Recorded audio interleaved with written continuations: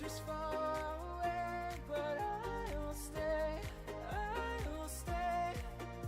Just take a leap of faith, we'll find a way for you and me. Can't look back and run from what I feel inside. There's no more time to hide, because I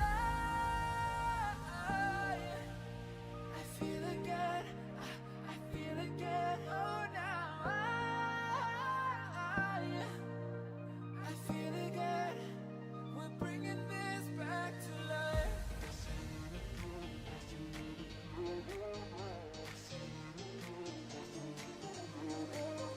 I feel it again, I feel it again, I feel again. We're bringing this back to life.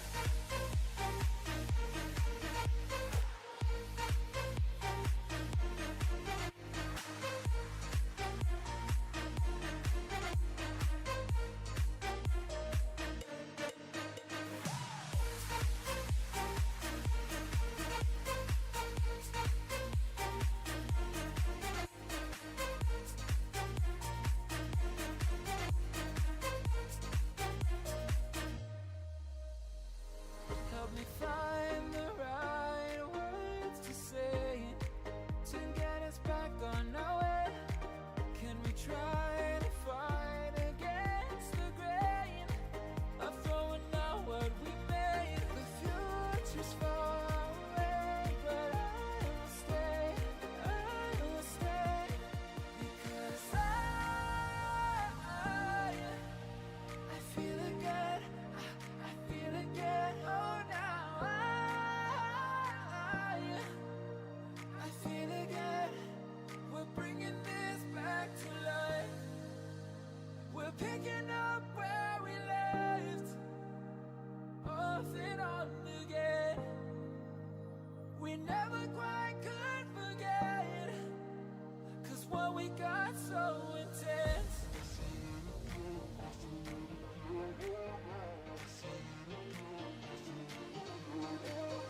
I feel it again, I feel it again, I feel again. We're bringing this back to life.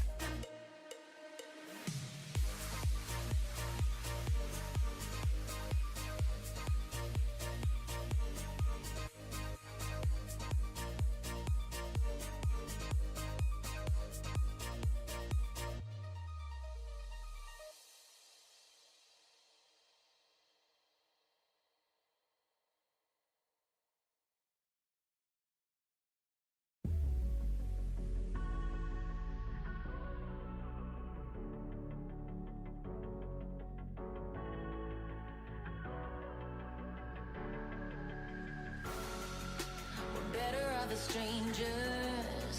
Believe me when I say, loving me is loving danger.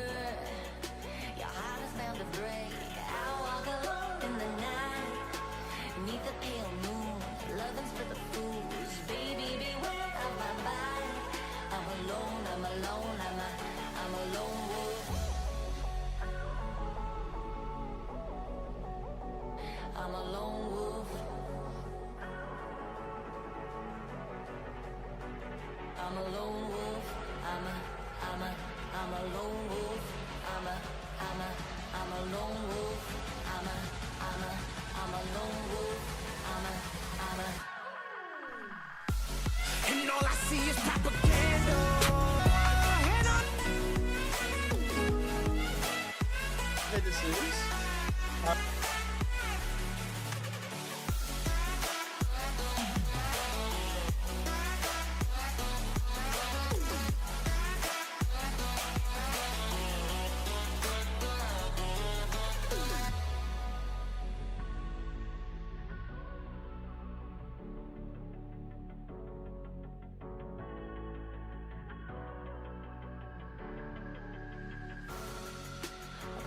through the shadows and the corners of your mind. I go where the wind blows. I run but I don't hide. I hear the call of the wild, whispering my name. No, I can't be tamed. My heart belongs to the night. I'm alone, I'm alone, I'm a lone wolf. I'm a lone wolf. I'm a lone wolf. I'm a lone wolf. I'm a lone wolf. I'm a lone wolf. I'm a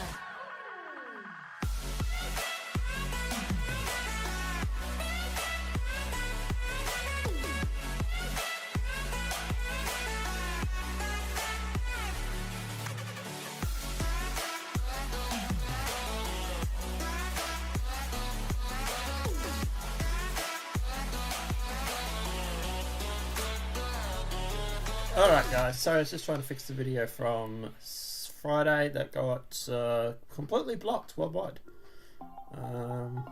We are progressing. We are getting even more into shit than we usually are. Alright! Let me bring up my little icon. And obviously guys, I am joined here by my co-host, Satellite. Say hello, Satellite. Hello. How are you, buddy? Yeah, not bad. You have a good weekend? Yeah, I worked crazy hours. But I had this morning off, so yeah. That's good. Alright, so my little ferret thingy is up. That is there. Now we just need to go through and do that. Okay. Alright, guys. So it is obviously news plus call-in show. So if you do have anything that you do want to say or talk about, obviously feel free to jump in. I will move us down to the live show for Sundays. Yep, there we go. Okay, there we go. We're done. So there is a waiting room for the live shows. You are more than welcome to jump into there. And if you can't jump in for some reason, obviously we've never really tried this, then obviously just simply hit us up on chat and just say like, hey, I can't join in, we'll sort it out. Alright, so don't mind me, I just woke up, I fell asleep on the couch. Alright, SBF, prosecutors drop another charge against FPS co-founder Sam Bankman-Fried. So federal prosecutors told Manhattan judge they won't be pursuing a campaign finance charges against FTX founder Sam Bankman-Fried. It's the second time Manhattan prosecutors have to forego charging the billionaire who's accused of participating in the collapse of his crypto exchange through the net billion-dollar fraud. Sam Bankman is still facing multiple wire and security fraud charges.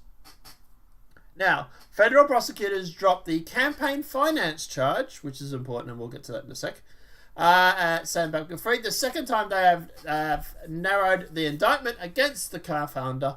Prosecutors told judge on Wednesday they were dropping the charge of conspiracy to make unlawful campaign contributions because they had failed to obtain permission from the government of the Bahamas for that charge when Bankman-Fried was extradited from the island nation in December. So in other words, because we tried to extradite him from the Bahamas, and because we really promised that we wouldn't go after him for campaign finances, we're not. And because we're such good boys, we're going to just do that, right? Is this what they're expecting us to believe? It looks like it. Do you believe this? Not really, no. No, I sounds like kind of full of shit to me, but to be honest. All right, so here's the importance of why they're not going after the campaign finances charge. This leads back to the Democratic Party. Of course. That's basically it. If they if you pull on that thread, yeah, it's not gonna go pretty. yeah.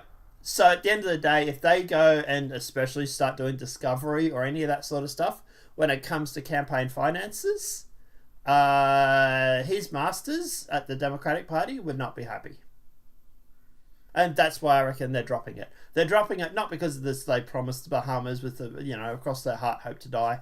I think it's because at the end of the day, they just want to not get the Democratic Party involved coming up to an election. At the end of the day, that's what I think this is all about. But DOJ wants SBF bail revoked over witness tampering, diary leaking allegations. So I've had to go through a whole bunch of independent media to talk about this because mainstream media just isn't covering it. Oh, man. But this was back in January 15th.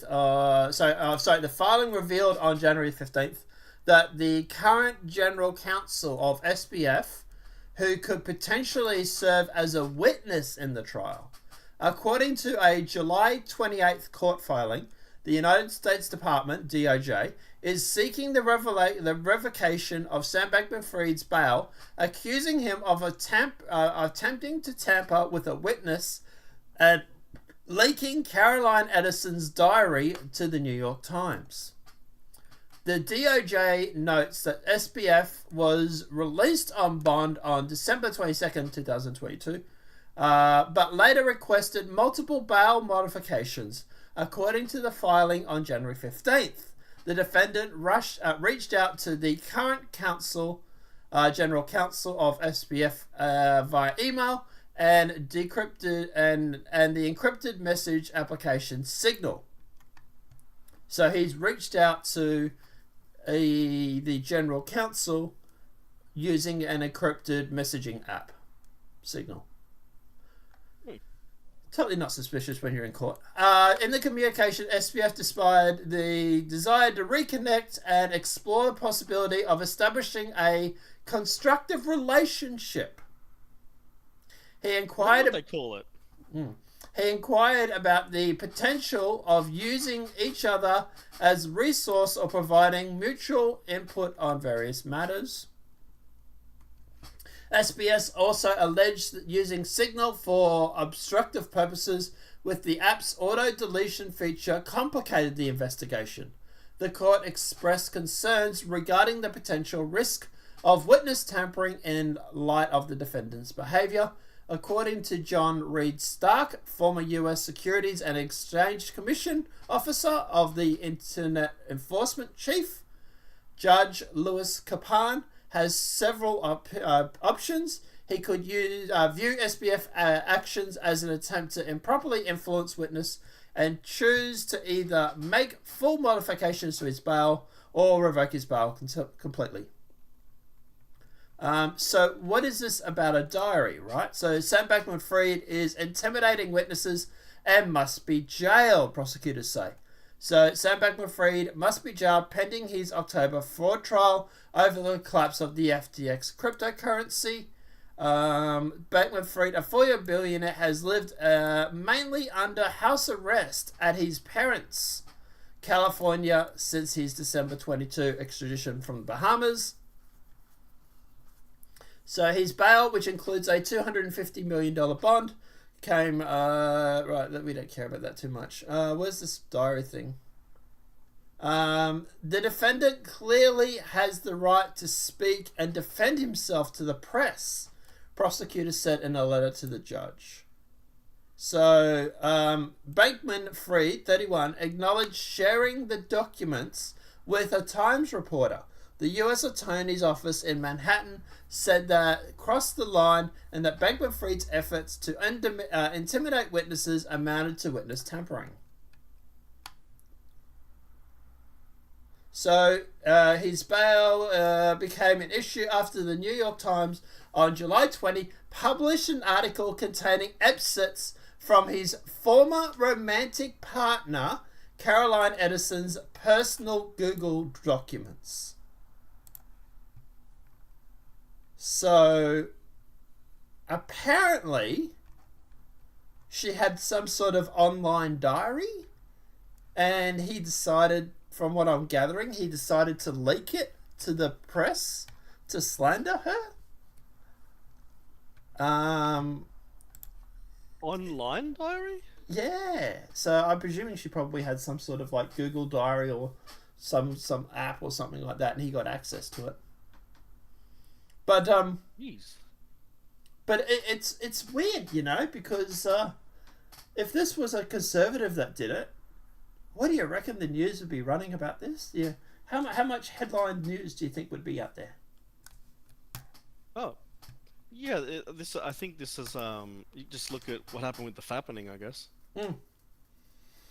So it's interesting that obviously at the end of the day, if this was a conservative that did it, would never hear the end of it. But when it becomes like Sam Bankman-Fried and a Democrat supporter doing it, all of a sudden the mainstream media is relatively quiet. The only people I've seen talk about this diary thing is actually the New York Post. And, you know, the New York Post is not exactly known for being, you know, high on the Democratic Party's list, especially after they talked about the Hunter Biden laptop. It was them that initially reported on it and was censored on Twitter. So it's not like they're strictly partisan hacks. But, like, there's no CNN or anything like this. You know, CNN's not sitting there talking about this. Oops. We've got another story we want to talk about too, so we've got 4 today. But you know, at the end of the day, like I said, like if this was like imagine Trump Jr. who did this, holy shit, we would not be hearing the end of it. But it's weird how it's like, because he's a Democrat supporter, all of a sudden it's just, we don't hear anything about it. It's radio silent. It's weird, you know. But yeah, I don't know. What do you reckon? Do you reckon there'd be bigger news about this if it was a Trump supporter? Of course. I suppose it's technically not revenge porn because it wasn't porn, but revenge diarying, I suppose. Revenge diary. So it's a bit dubious to do that. I mean, I don't know. Online though, was it private? An online diary. Well, you can have private online diaries. You got to remember Why would you do that? Well, you got to remember these are a bunch of tech kids. Okay. These seems really silly. These are guys that will DM each other while sitting next to each other. Yeah. Everything is online. Everything is online. Their gaming is online. Their diaries are online. Their phone calls are online. Their texting is online. Their talking is online. They literally live in cyberspace. I've known a guy who's not as bad as this, but he was pretty bad. He used to communicate with his mum, who was in the next room, through IRC. ICQ, sorry. Like, if she wanted to talk to him, she'd just, like, message him on the computer when it was, like, the next room over. Because he just didn't want her to come into the room or come into to his room or anything like that, and he just couldn't communicate with people. He lived his whole life online. And he was nowhere near as bad as these kids. These kids are like Silicon Valley kids. So they're worse. Yeah. But DOJ seeks bail, reavocation for SBF over tampering and diary leaks. But yeah, it's like I said, the biggest news, I suppose, regarding this is that they've dropped a lot of the charges against him, and it seems like they're just basically going after for the small stuff. Which is very similar to what they're doing to Hunter Biden. Yeah. So I don't know. Maybe Trump should donate to the Democratic Party. Sure. What do you reckon? You reckon that'll make him look bad? Well, no. Who knows? Maybe they'll go through and they'll sit there and they'll be like, "Oh, he's on our side. You know, we can stop prosecuting him for stupid shit." Oh. Yeah, that's true. They could do that. Yeah, I doubt it though. I doubt it. Yeah, me too. Alright, guys. Alright. Anything else we want to add on to this before we jump on to the next thing? We can move on, yeah. So Jason at Hearn. So we've covered this Not in a Small Town video before. So there's two major updates. One is that the copyright holder for the footage that was used regarding the Black Lives Matter protest actually claimed copyright and blocked the video worldwide. And he was actually forced to edit the video and remove that from the video so that people could actually still watch the music video. So if I go to YouTube and we bring up Jason on Hearn, you will notice that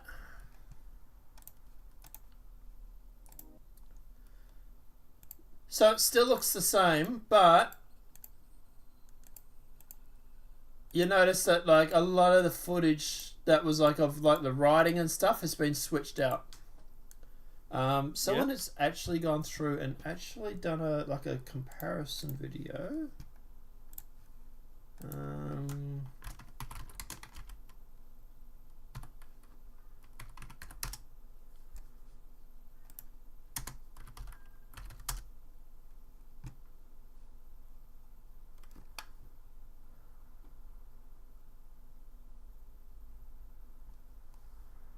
So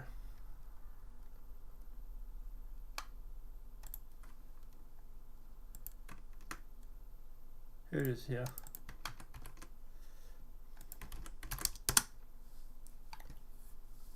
Jason had Hearn forced to edit. Try that in a small town video by, and it was Fox, by the way. People that still don't think they're establishment, try and tell me that now. Country music megastar Jason Hearn was forced to walk back on the use of Black Lives Matter footage, including the music video in his surprise hit Try That in a Small Town. After Fox News affiliate gave his production team the polite ultimatum that using the network's footage was not allowed.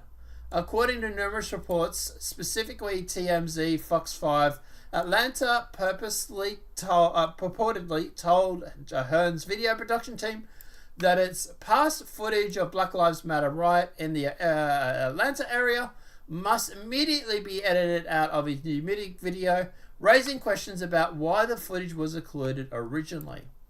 Sources familiar with the production told TMZ that Hearn's video team originally reached out to Fox 5 Atlanta, asking for permission to use the 6 seconds of footage showing violence at the Black Lives Matter rally.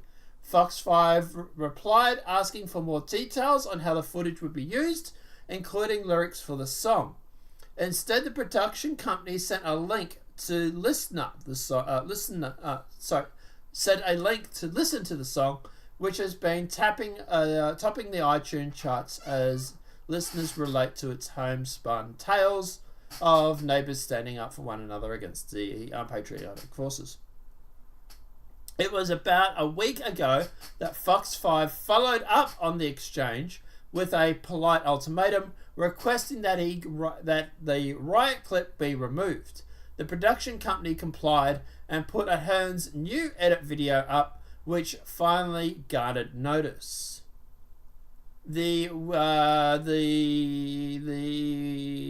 withering pressure on Hearn to back away from his new hit has only rallied conservatives and fellow songwriters to the cause. Blah blah blah blah blah. So basically, it was Fox 5 Atlanta that went through and basically told them to remove the footage out of their song. My question is why the hell is Fox covering for Black Lives Matter? I've always said that Fox is establishment, right? I've said Fox is establishment. I personally believe the Daily Wire is establishment. I believe DeSantis is establishment. This is proving my point when it comes to Fox. And now, obviously, we've got them being sued by we could probably cover that today. Actually, we got Fox now being sued by what's that guy? That Fed's name that was at the insurrection. Alleged Fed. January 6th. Yeah. What's his name? The Fed, the alleged Fed. I don't know. I don't know the Ray name. Epps. But Ray I Epps. think I know who you're talking about. Ray Oh, Epps. Ray Epps. Yeah. Yeah. Okay. So now you got Fox suing Ray Epps, or Ray Epps suing Fox, right, for supposedly discrimination, blah blah blah blah blah. It's going to be interesting. Does Fox just pay off Ray Epps, or is he going to go through and are they going to fight this and take this to discovery? If there's some sort of payoff with Fox News, this is going to prove their establishment. But I don't know. What are your thoughts? Yeah, I'm so.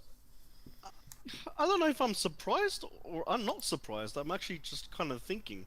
I thought Fox was a little bit more not like that, because in Australia we have Sky News, and Sky News is like way better. Yeah, but is that because of the hosts, or I guess so. I guess it's the hosts. like you had Tucker Carlson on Fox, who was anti-establishment, but he got fired. Like here's the canary in the coal mine test for me, right?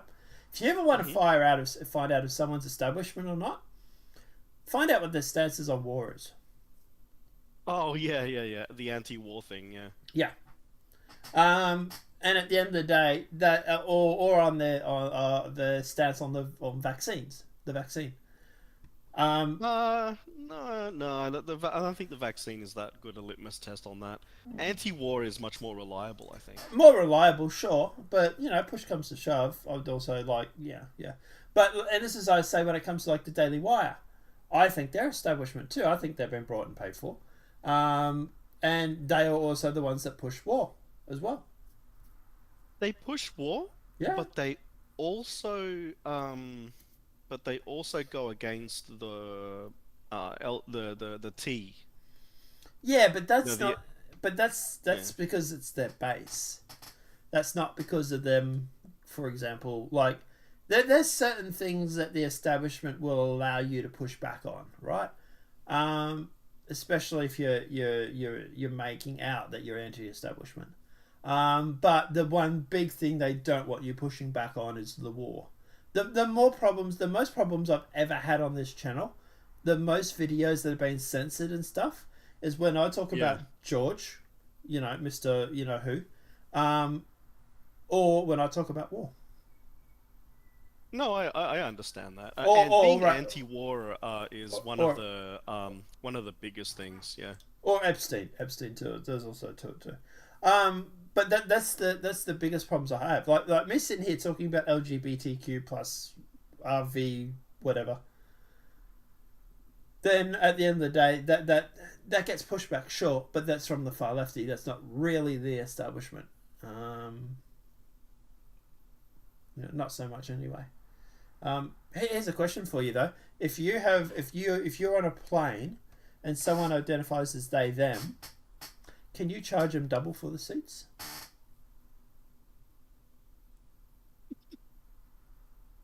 I don't know.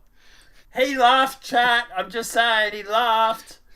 You gotta cancel me, you have to cancel him too. No, but I've always wondered that. You laugh, you lose. A challenge. Yeah. I've always wondered that. I was like, like if I was a flight steward and someone's like, I identify as they, them, I'm like, well, I'm going to need to see 2 tickets. You probably won't work for the airline very much after that, but yeah, it'd be funny still. Oh, yeah. Do it on your way out, Yeah, well, you will even. But obviously, Jason Ahern has filed a defamation lawsuit against Whoopi and The View. So Jason Ahern says he's taking advice of counsel and filing a $40 million defamation suit against Whoopi, Sunny, Joy, and the rest of the hosts of the ABC, Wow. The View. The suit, filed in the 65th District Court of Writs and Motions, seeks damages for both the show itself as well as the individuals who called him racist. ABC responded by saying they had no idea that the show hosts would be so brutal, but held firm that the show is protected First Amendment speech. Yeah. But you calling someone racist on national TV is still defamation. Depends. No. They actually, they are. They can be sued. Yeah. Yeah. I was thinking about it, like, because there's a few limitations on that, but no, not in this case. Yeah. They're both public figures. What the ABC failed to remember is that free speech doesn't save Whoopi from screaming fire in a crowded theatre. She needs to pay for her little stunt, said Osborne's attorney. They all do. The behaviour wasn't just abhorrent; it was un-American. Whoopi told the ADL correspondent Kathria whatever that she's not worried about another lawsuit that she heard about it from the Dunning-Kruger Times, which just keeps this. So she heard it from the Dunning-Kruger Times, which I think is actually one of our references.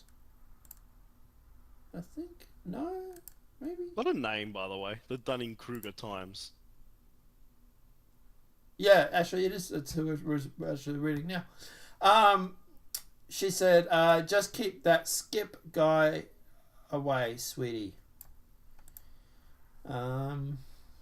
So, yeah. Ethe told Whoopi that she didn't particularly care for the stereotype since she is Lutheran, but she did agree that Skip to her is a bit of a creep. I don't get the reference here, but anyway. Not me neither.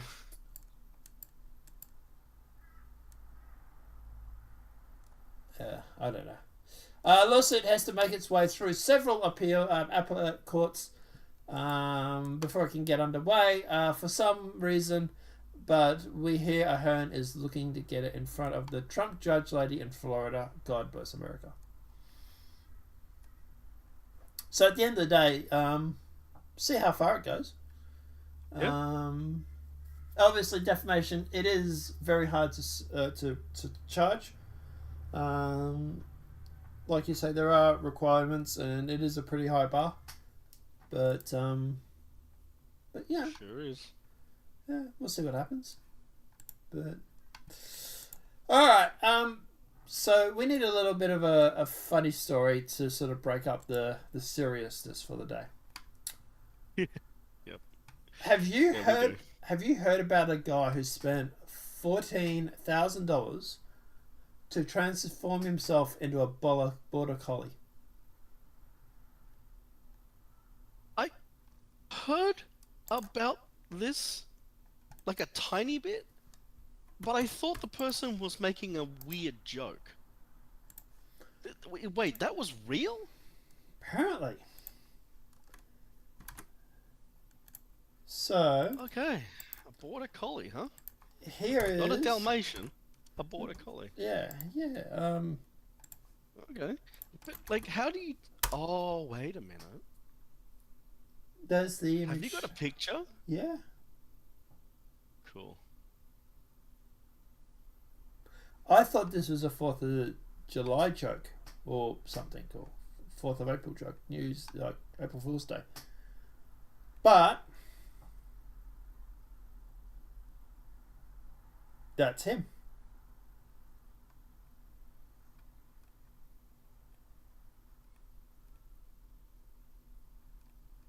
Are you joking?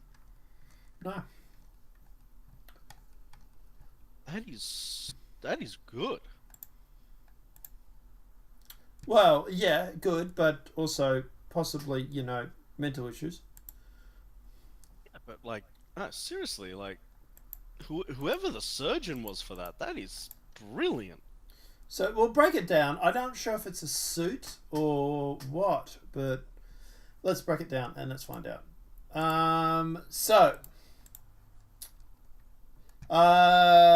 The dog days are just beginning for this man. Oh wow, holy shit, really?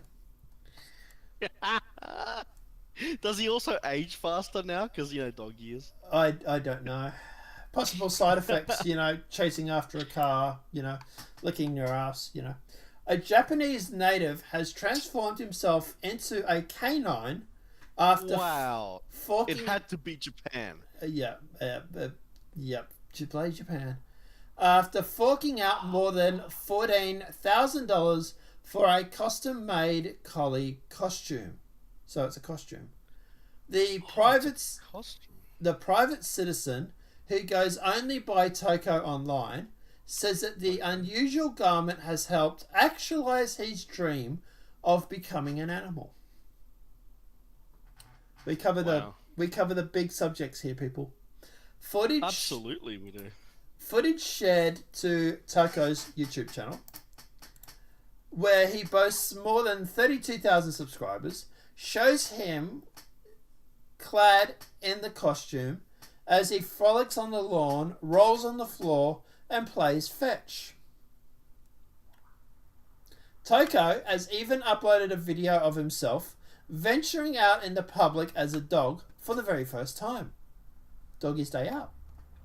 Bystanders appeared to be in awe of the man's doggy debut as he Who wrote this article? I have no idea. I'm going to find out in a sec. Oh, As he paraded down a busy street in the viral clip, which has racked up 1.7 million views. And don't worry, guys, we will watch the vid.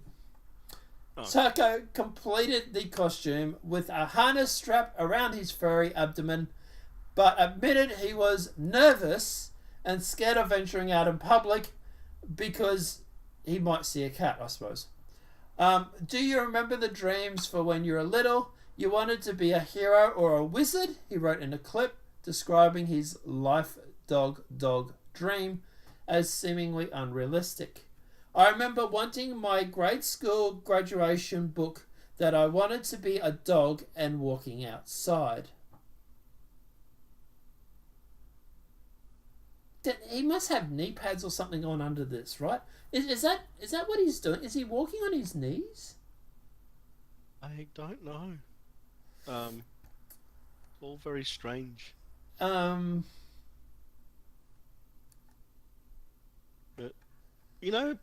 when you initially told me about this, I actually thought it was surgical. So did I, actually, to be honest. Yeah, but I guess this makes a lot more sense, because maybe we can't actually turn people into dogs. Well... which is actually a good thing. Okay, so I'm guessing that there is his front legs. Yeah. His arms would be the front legs, yeah. Yeah, and it looks like maybe he's standing on his back legs, because it sort of looks like it's a bit jacked a bit.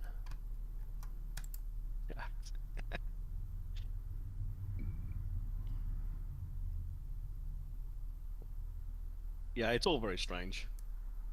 It's moving like it's a robot.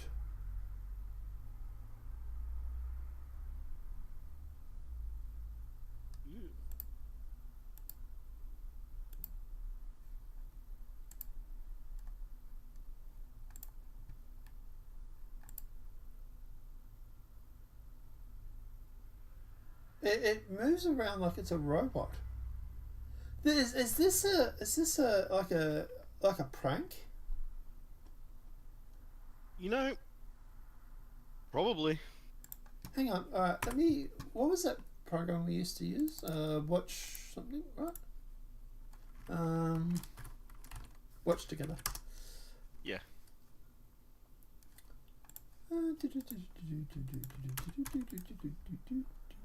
Got your room. Press the link of the YouTube channel. Add to playlist. Copy the link.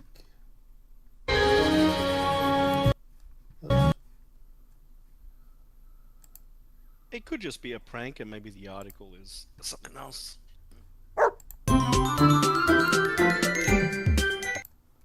Alright, let me go through it. I'll send you this. I don't know, there doesn't seem to be very...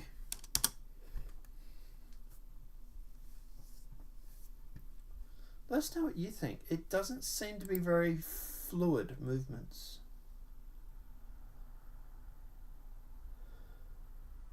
I just want to say the girl's hot, by the way. I'll walk her if she wants.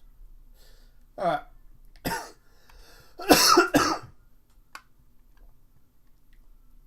Remember, you'll have to probably run it through Edge or something. Yeah. And then I sent you our next story as well. Cool, gotcha. Okay, so just throw that in there, and I'll have the video going. All right, show me this horrible thing. Right, so... Oh, it barks. Yeah, I've got it muted, but look at the movements right there, right? It looks very robotic. Look here when he's moving.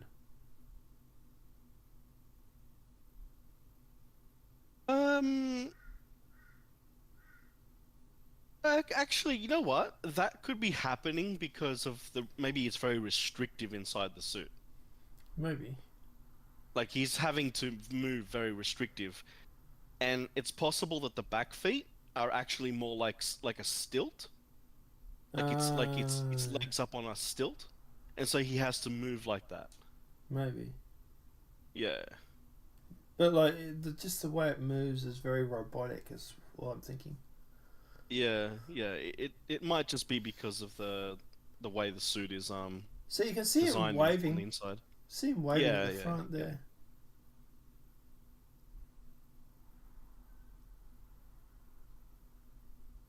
But it is just weird. This must be mental illness. Right, so... Well, why would you want to do that? Yeah, exactly. Why would you want to get dressed up in a freaking dog suit? Alright, so here's my thing, right? Is that while I find this is very much the downfall of society, there's a small part of me that is like, these idiots are literally removing themselves from the dating pool. Oh, that's a thing in Japan anyway. Yeah. Like, more bitches for me. Yeah. No, the Japan issue is actually quite severe. The what do you call it? The birth rate is like the one. I think it's the lowest in the world. Yeah, they only have about 800,000 people in the workforce, but and look, obviously it's obviously just proving it's not Western stuff where this is happening.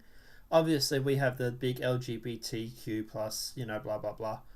But at the end of the day, like, a small part of me is like, if these guys want to get dressed up in a friggin' dog suit and run around and not date women, because no one is seriously going to date a guy that gets around in a dog suit like this unless she has some sort of fetish.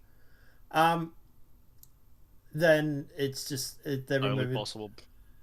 Well, they're removing themselves from the gene pool, and at the end of the day, it's more women for me.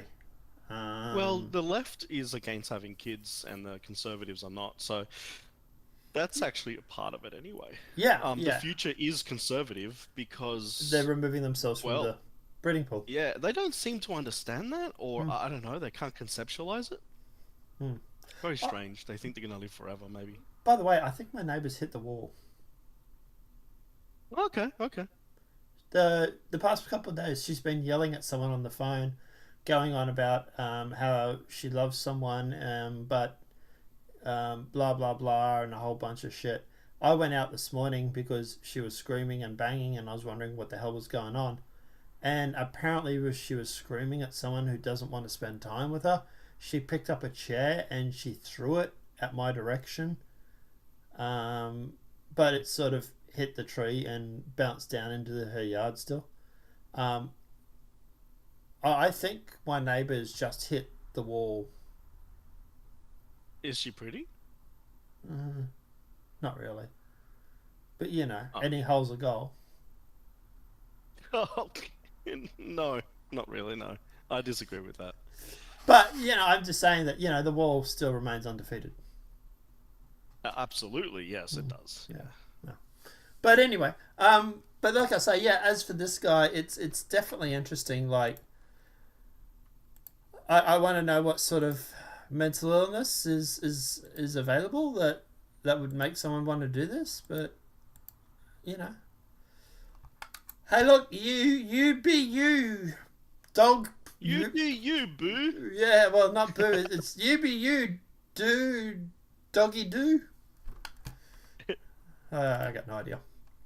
Yeah, no, that is crazy. I don't even know where you find some of that weird stuff. That's amazing. Well done. Yeah, thanks. People send it to me because they think nonpartisan media's life needs to be enriched.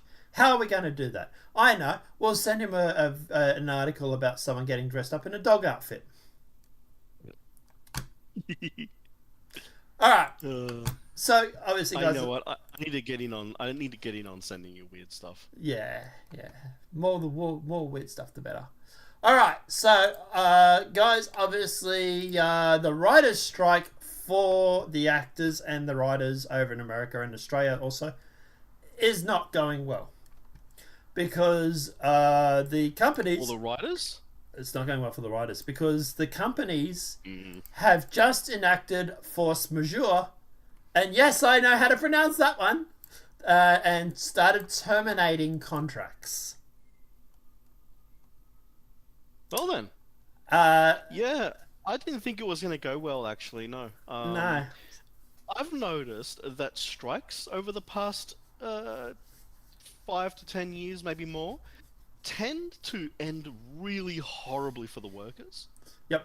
Because what the companies just do is they basically just strong arm everything. Like they just go like full dystopia. Yep. And they seem to just weather the storm like financially because they've got a lot more resources behind them. So that they just basically just go, well, you know what? Who cares? It's just like we'll just ride them out. You know, see who can last longer, basically. So, I was speaking to someone. I've got to be careful what I say here. I was speaking to someone who is representing the unions for the Australian actors. Actually, it was her and her partner. I said she was really not interested in having a conversation with me. Go figure. Wow. He on the other hand, he was willing to have a chat. And I said to him at the time, I said that these strikes are not going to work well in your favour. Main reason is because the amount of trash that's come out of Hollywood and I told him this directly, the amount of trash that came out of Hollywood over the past 2 or 3 years is basically not going to make anyone want to be on your side. Yeah, you know what? Here's my take on that. If you want me to go into it. I watched a fair bit of the coverage initially on this, and my thoughts were bouncing back and forth between why would I or anyone give a crap about you people? You earn all this money, you're always like being so hoity-toity, you know, you're like blah blah blah, like, you know, like who cares about these people? They're rich and famous and everything. But I actually bounce back and forth, and the reason for that was because some of the actors are actually not earning much money at all and getting massively hard done by. Some of the actors and actresses are actually like low tier people, like B grade, C grade type stuff. They deserve to be at least treated like a human being. You know what I mean? Like paid a living wage. Like joke. Some of the actors and actresses only make like a few $1,000 for a role, an appearance, and then they just get thrown away, and they don't even make residuals because they put the show up on streaming, play out the length of the show, and then 6 months after the final season is over, they just pull it off the streaming. Like they delete it, and then you can never see it again. And so there's no residuals. That is BS. That's absolute BS. So we'll break down all the funds and how much people get paid in Hollywood in a it's pretty sec. bad. Well, it depends on what you define as bad, but we'll get to that in a sec. So at the moment, a lot of these terminations, these force majeure terminations, are for what they call first looks. So these are mostly, from my understanding, of script writers and stuff. So major Hollywood studios and streaming platforms are considering terminating some of their first look and overall deals with writers as soon as the 1st of August. More than half a dozen of the sources with knowledge of various term agreements and talks inside these companies told Variety. The deal would be torn up under the contractual force majeure clauses as SAG, AFTRA, and the Writers Guild of America continue to strike. Decision makers could begin ending these pacts as soon as next week, said insider from both the creative community and their corporate counterparts. Many of these deals were suspended only a week into the strike in May, but producers producing Amazon, HBO, Warner Brothers TV, NBC Universal, Disney, and CBS. The writers' strike is also rapidly approaching the 90-day mark, when historically deal makers have an option to kill agreements in the face of an act of God. The common show business interpretation for how the phrase force majeure applies to these types of labour shutdowns. Overall, details typically pay overheads for writers, companies, and funds development of projects. First look deals also provide financial padding and, in return, guarantee that the studio or company has favoured nation status when it comes to determining potential disruption of a series or films. The deals being considered for termination are mostly exclusively in television, numerous insiders noted. Sources told top agency writers said that they did not receive any official notice regarding the 1st of August date, but many expect to start receiving word next week.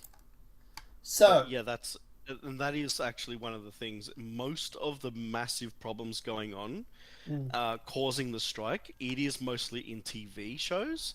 But just be careful, because mostly when they're saying TV show, 90% of the problem is occurring in streaming.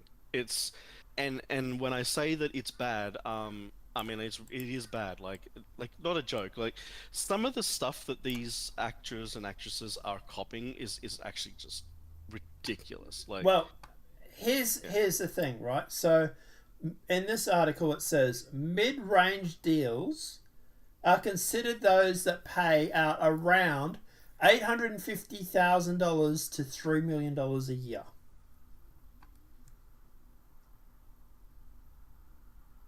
That's what they class as a mid-range deal, in their own words. well, yeah, but you're talking about A-list actors and actresses. No. A lot of the- No. I'm talking about script writers. Okay, I'm not talking about script writers. I'm talking about the actors and actresses. So there are people, like, there is stuff that some of these people have to put up with. For example, so some of the demands from the Writers Guild is, for example, and I can't believe that they actually have to ask for this, because I didn't even know that they did this. If you go to do like if they advertise a role and then the role gets closed, it gets filled, right? They might actually just drag their feet about removing the call for a casting, because if there are actors and actresses that think that the role hasn't been filled yet, it's actually better for them to just go ahead and just let people continue to apply, because then they can just fill their database of potential people in the future. That is so scummy. I don't even know where to start. The other thing, they usually, like, actors and actresses, like, there are a lot of them now, have to pay for their own makeup. They don't provide transportation. They don't provide security. A lot of the time they've stopped providing any kind of on-site accommodation. So some of these actors and actresses have to ride the bus, like, back and forth between. Oh, how dare they? And work. I- No, but Yeah, yeah, Like, but I like know, if you're like, an actor or actress, yeah, but if like, you're an actor or actress, like, you how might dare get harassed how on the streets. how dare these ivory tower people sitting in these beautiful ivory towers ride a bus Well, to they're not even in ivory towers. Like some of these people are renting simple apartments, oh no, they up have like to 2 hours live out of the city they because have they to can't live afford they to have live in the city. well, they have to live like everybody else. Oh wow. Yeah, yeah, but And you know, they the don't problem have is you can't really be expected to do that while during shooting a show because why not? people will recognize you on the streets and you get no. Yeah, this is why they used to provide on-site accommodation. It's just because otherwise you don't get left alone. Like Wait, people are wait, just constantly asking you for, yeah. do you honestly expect that because someone's a movie star, Well, they're not a movie star; they're just a TV show person. Like whatever, B-list, C-list type stuff. whatever. Yeah. Because they're a star, they should get accommodation and shouldn't have to worry about getting their own accommodation. Well, yeah, in certain cases, yeah, that would make sense to have on-site accommodation. Yeah, like if you're shooting a movie, for example, like They get if trailers and stuff. well, no, I know. Apparently, that's just not really happening much for a lot of the cast, unless you're A-list people, like like Scarlett Johansson, Where's this information coming from? coming from the demands. No, but The- where are the- you getting your info from?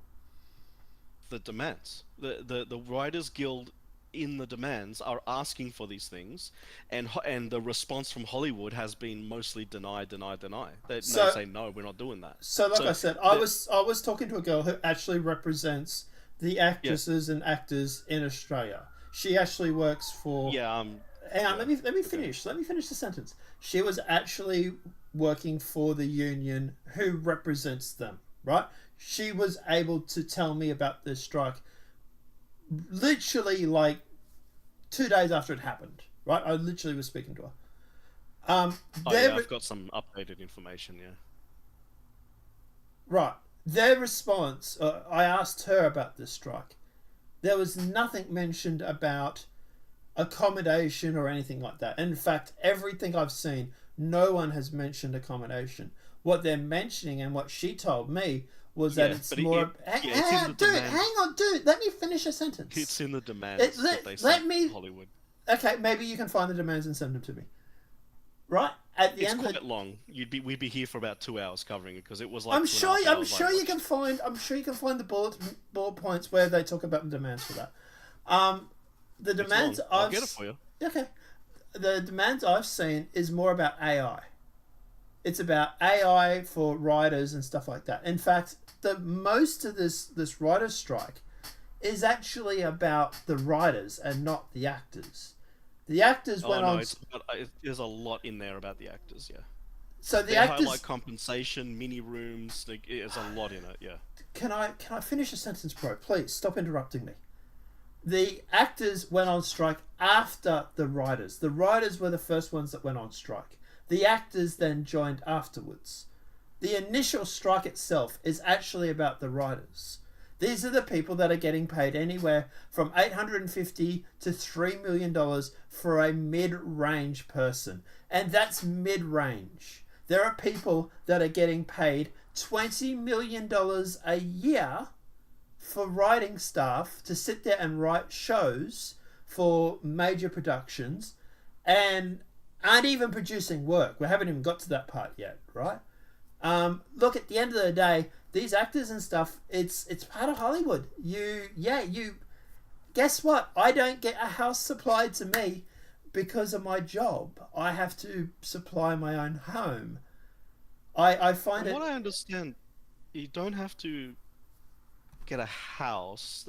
They don't provide a house or anything. They provide board. It's usually like an on-site board thing, similar to like what you do with the university. Which you have to pay for anyway, by the way. Yeah, it could be.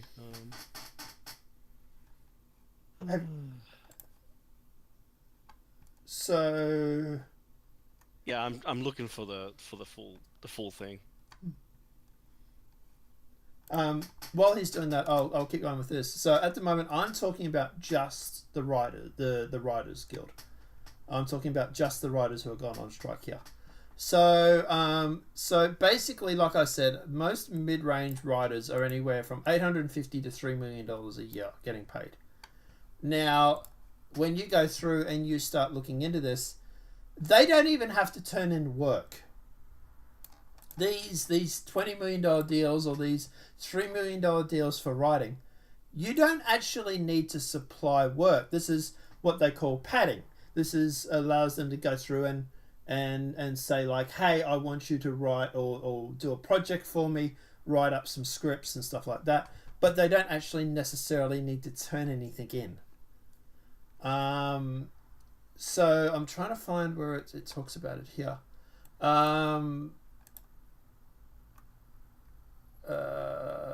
So Netflix made some headlines after the Intercept noted an AI product manager that has been promising anywhere up to $900,000 for a job for a year for pay. But the reason why they're able to offer such a large amounts of money is where's that 20 I think it was 30,000 or 20,000.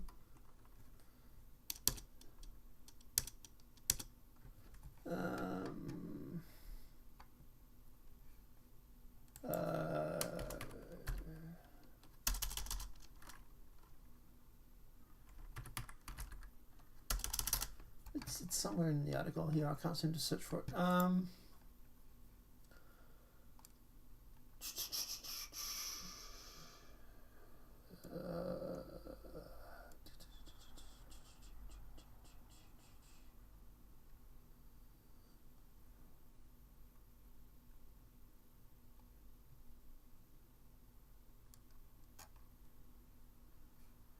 Was it maybe in the...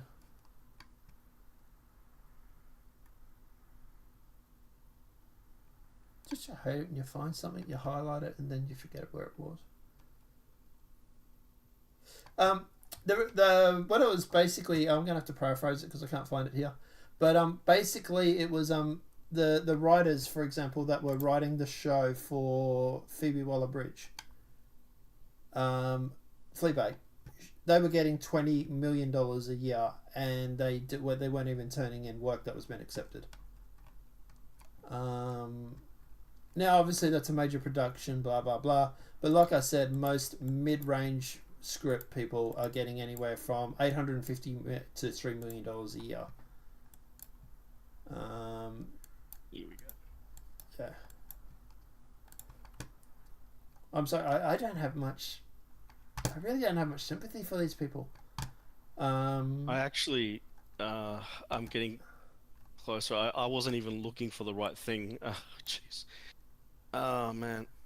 Okay, so there it is. Alright, so I gotta open this. Alright, getting there.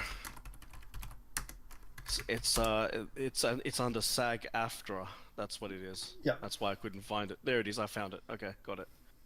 Alright, man, this is 3 pages of stuff, but we can go through it.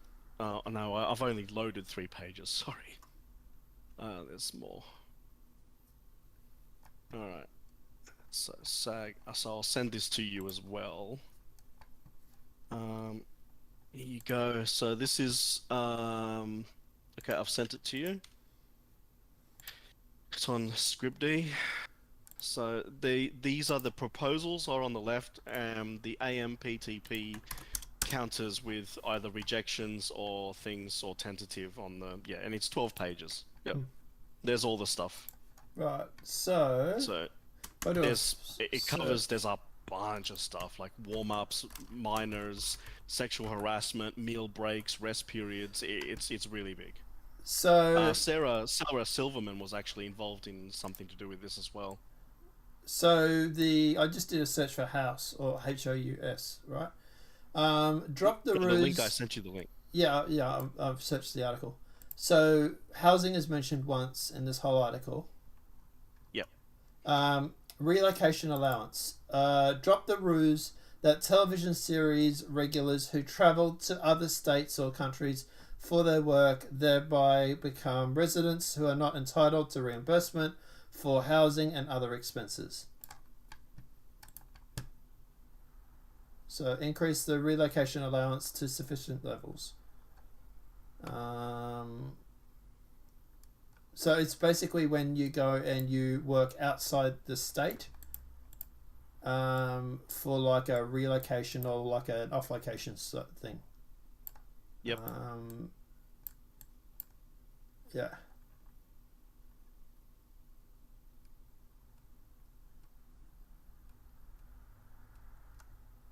So as I was saying, instead what they do, they don't provide anything. Got to self-fund. Well, all no. that. And when you're talking about hang on. That's not true. Oh my god. That's not true. That's not what it says. You interrupt just as much as I do. Yeah, because you're blatantly wrong. It does.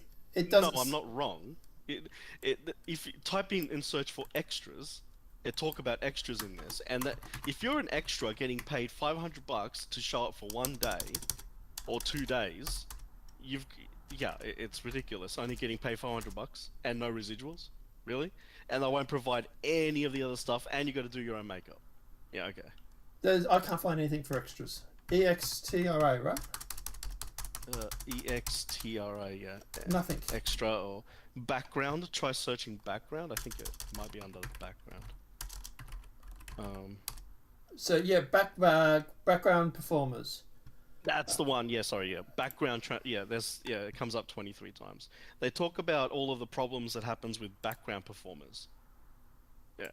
If you read through this proper and cover this proper, you will actually notice that there is a ton of dodgy crap that's been going on, and it doesn't happen to people who are like A-list. This is not going to happen to like Scarlett Johansson, but it is going to happen to like just normal actors and actresses that are just trying to make it.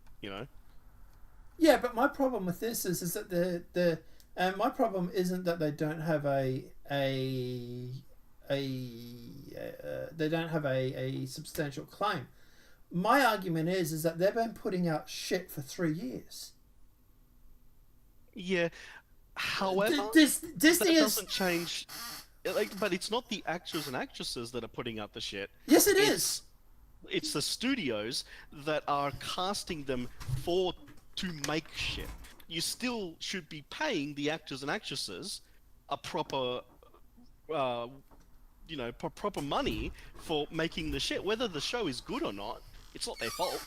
It is when they're they just trying to do a job. It is when they come out and they literally accuse the viewers or the base of being racist.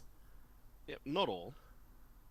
The vast majority have. Barbie, the Barbie film. It was the CEOs and the production company that were trying to downplay the fact that the Barbie film was a feminist film. It was the actors that came out and that were shooting their mouth off about how it's a feminist film and how all this sort of shit. Aren't those like A-list actors? Like, not all of them were. Background? What about the background people or secondary actors and actresses? What about them? Okay, but Disney has lost $1 billion over the past 7 movies it's put out. Okay, yeah, okay. That's it. But they still should have to pay all of the background actors and everyone, and all the B-list and C-list people that only get paid a few grand and no residuals. That's bullshit, right? Yeah, and they are getting paid. Well, they still. I was talking to an actor the other day. They still get paid, but at the end of the day, it's like you've cost the studios $1 billion. One of the studios in itself $1 billion over the past 7 years. The writers are the ones that I have the major problem with. They're making anywhere up to $20 million a year for sitting there where they don't even have to churn out work. Let me read something for you. Hang on. Let me finish. And at the end of the day, you're sitting there and you're complaining, and it's like nothing you do is actually making the business money. It's like you in fact, you've cost Disney $1 billion. They haven't made any profit the past 7 movies. They've actually lost $1 billion in total that we know of.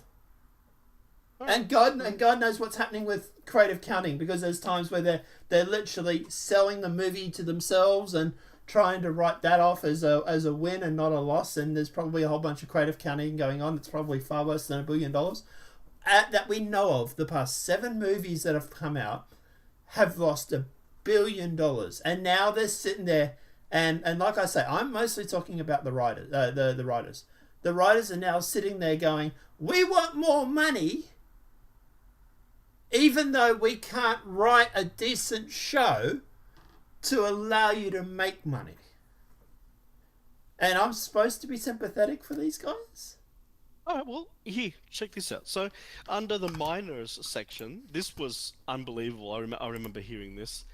Minors.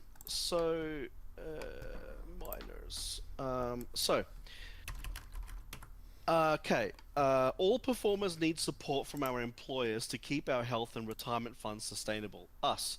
Contribution caps haven't been raised in 40 years. Imperiling our pension and health plans. Would you consider raising the caps to adjust for inflation and ensure that all performers, regardless of age or location, receive equal contributions? Them. Here are some nominal increases, nowhere near the level of inflation that won't adequately fund your health plan. Also, background child performers under 14 years of age living in the New York zone don't deserve pension contributions, which is why we haven't paid them since 1992. So Right. apparently, if you're under 14 years of age, fuck it, you don't need a pension. Right. So these companies that can afford $1 billion to make a crappy movie can't pay the few $100 that apparently they would need to receive for their pension fund. But this is the thing. They can't afford $1 billion company because they've just lost $1 billion. One of them has lost $1 billion over the past 7 or 8 films. I don't think any of that matters to the person who's doing the job. No, probably not. You're there to do a job that you've been hired to do, and they won't even pay you a pension fund because you're under the age of 14. What the hell is that? Right. Yeah, it sucks, but like I say, you keep talking about the actors. This writers' strike, I'm more focusing on the writers because it's a writers' strike. Well, actually, it's actually not. It's a writer's strike and an actors. The SAG-AFTRA is fully in it as well. It started as a writer's strike. The actors joined 2 or 3 days later. But at the end of the day, this is like I said. I had one of the girls in the. I had one of the girls. I was talking to one of the girls. Yeah. Who represents? She actually is the union who represents all this stuff. Right. Right. She told me it's all about AI.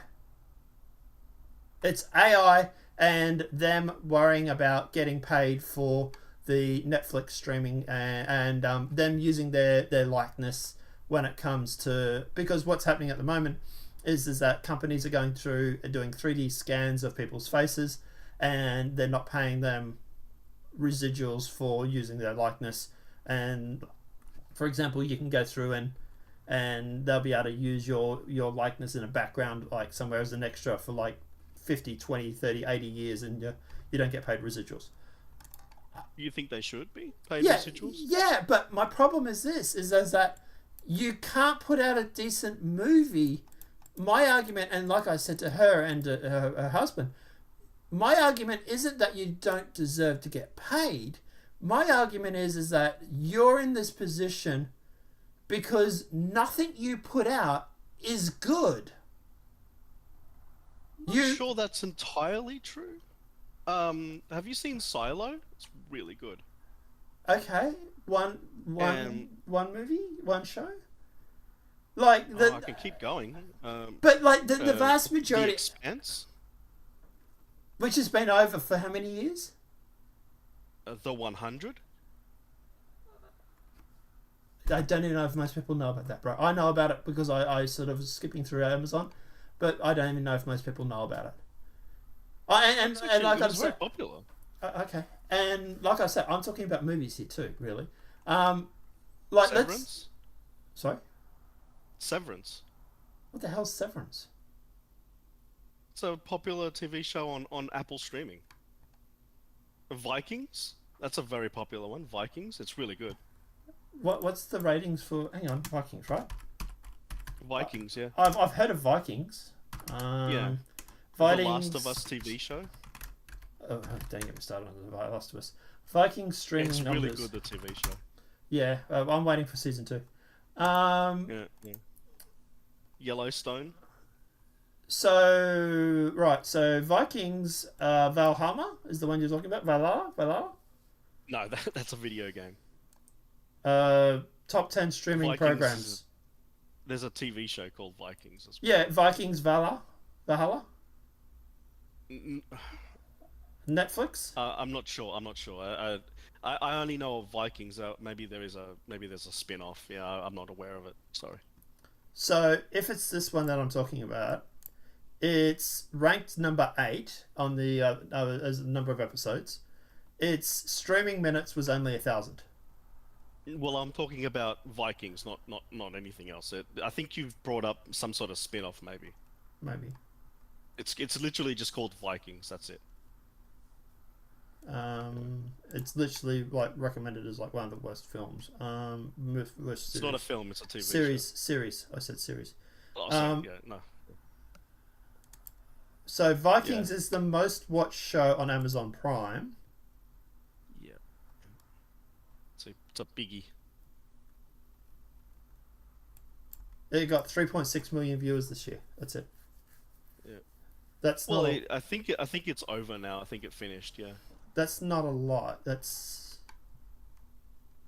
Yeah. That's. There's also. Sorry, go on. Sorry. I was going to say Vikings is getting 3.6 million views.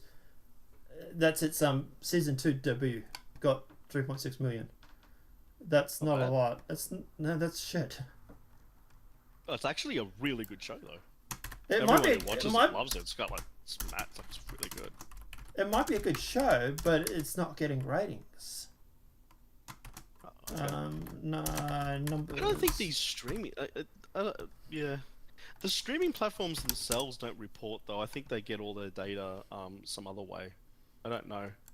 So to give you an idea, The Witcher season 2 had 310 million hours of viewed in the first 10 days. Oh, cool. It got it got 41.8 million views on the new metric Volume 1 of The Witcher. Season 3 had 139 million hours. There's obviously a big difference between Season 1 and Season 3. But like Season 1 got like 81 million views. So there is streaming numbers. It's just, like I say, like Vikings might be cool and great, but it's not getting the numbers.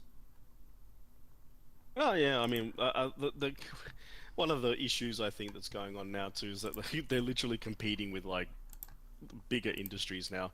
I think I'm not sure exactly, but I think the gaming industry has been rivaling the film industry for a while in like raw like the amount of gross money that's flying around.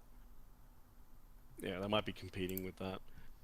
But like I say, The Witcher, for example, obviously it's a big show, has a big fan base, mostly of gamers, I suppose. But it still gets 41 million views. There are like, if we go like Reacher, what was it, Reacher? Yeah, check out Yellowstone as well. That's another really good TV show. Yellowstone. I think Yellowstone didn't make profit. Wow, that's sad. It's a pretty damn good show too. It might be a good show, but so it delivered roughly 12.1 million viewers. It's not bad.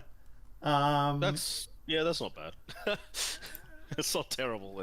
Yeah. But to give you an idea, I'm not really sure why these like shows that are really good aren't even getting watched, and then you've got like absolute garbage out there as well. That like for example, I don't know if you remember, what was it? Supergirl? Yeah. There was a TV show a few years back. This is going back a while though. There was a TV show called Supergirl, and it was like feminist garbage. yeah. Like, yeah. and it's just like, what the hell is this? And I mean, it did die. Like, of course, it died. It was feminist garbage. Well, it limped on for a while, but I can tell you why that got views is because the chick was hot, and she got around in a skirt. Yeah, and tight clothing. Yeah, Yeah, I do remember that. Yeah. yeah.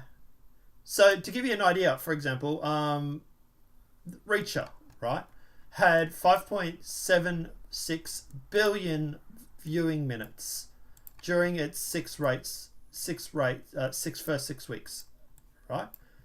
So 5.6 billion minutes of viewing time in the first 6 weeks.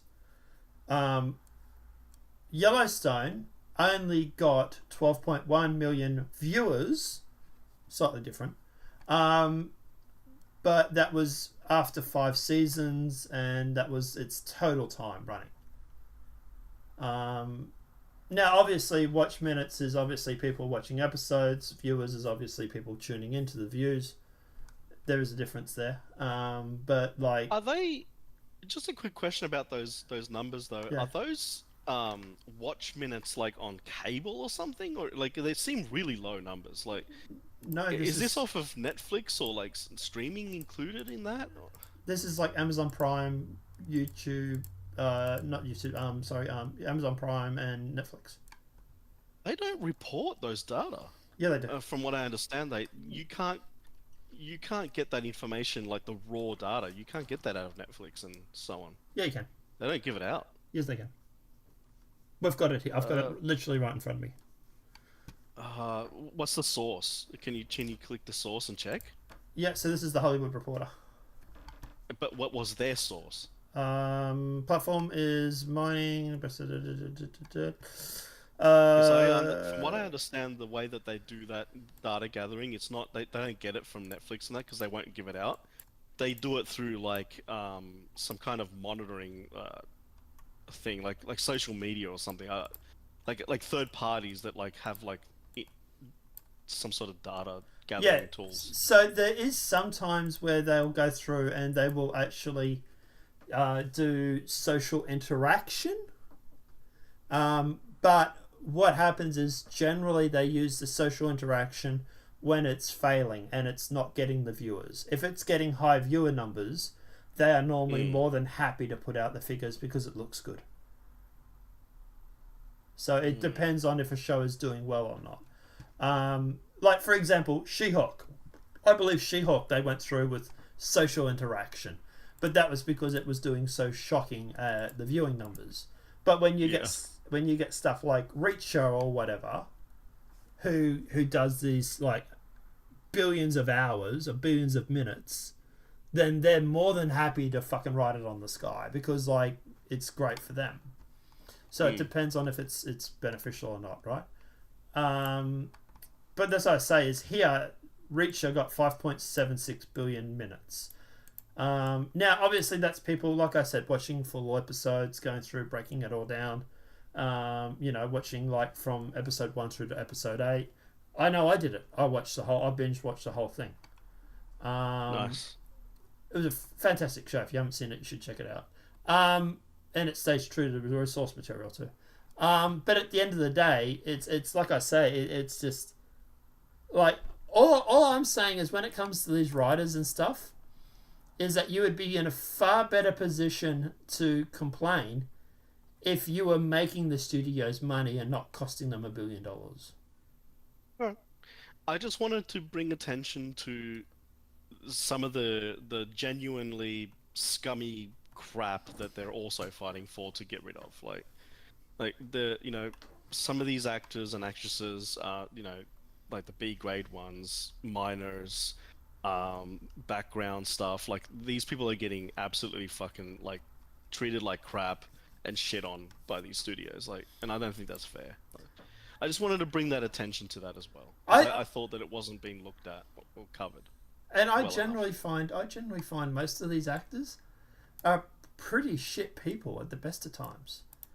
You look at like Mark Ruffalo's tweets and what's the guy that plays Hellboy?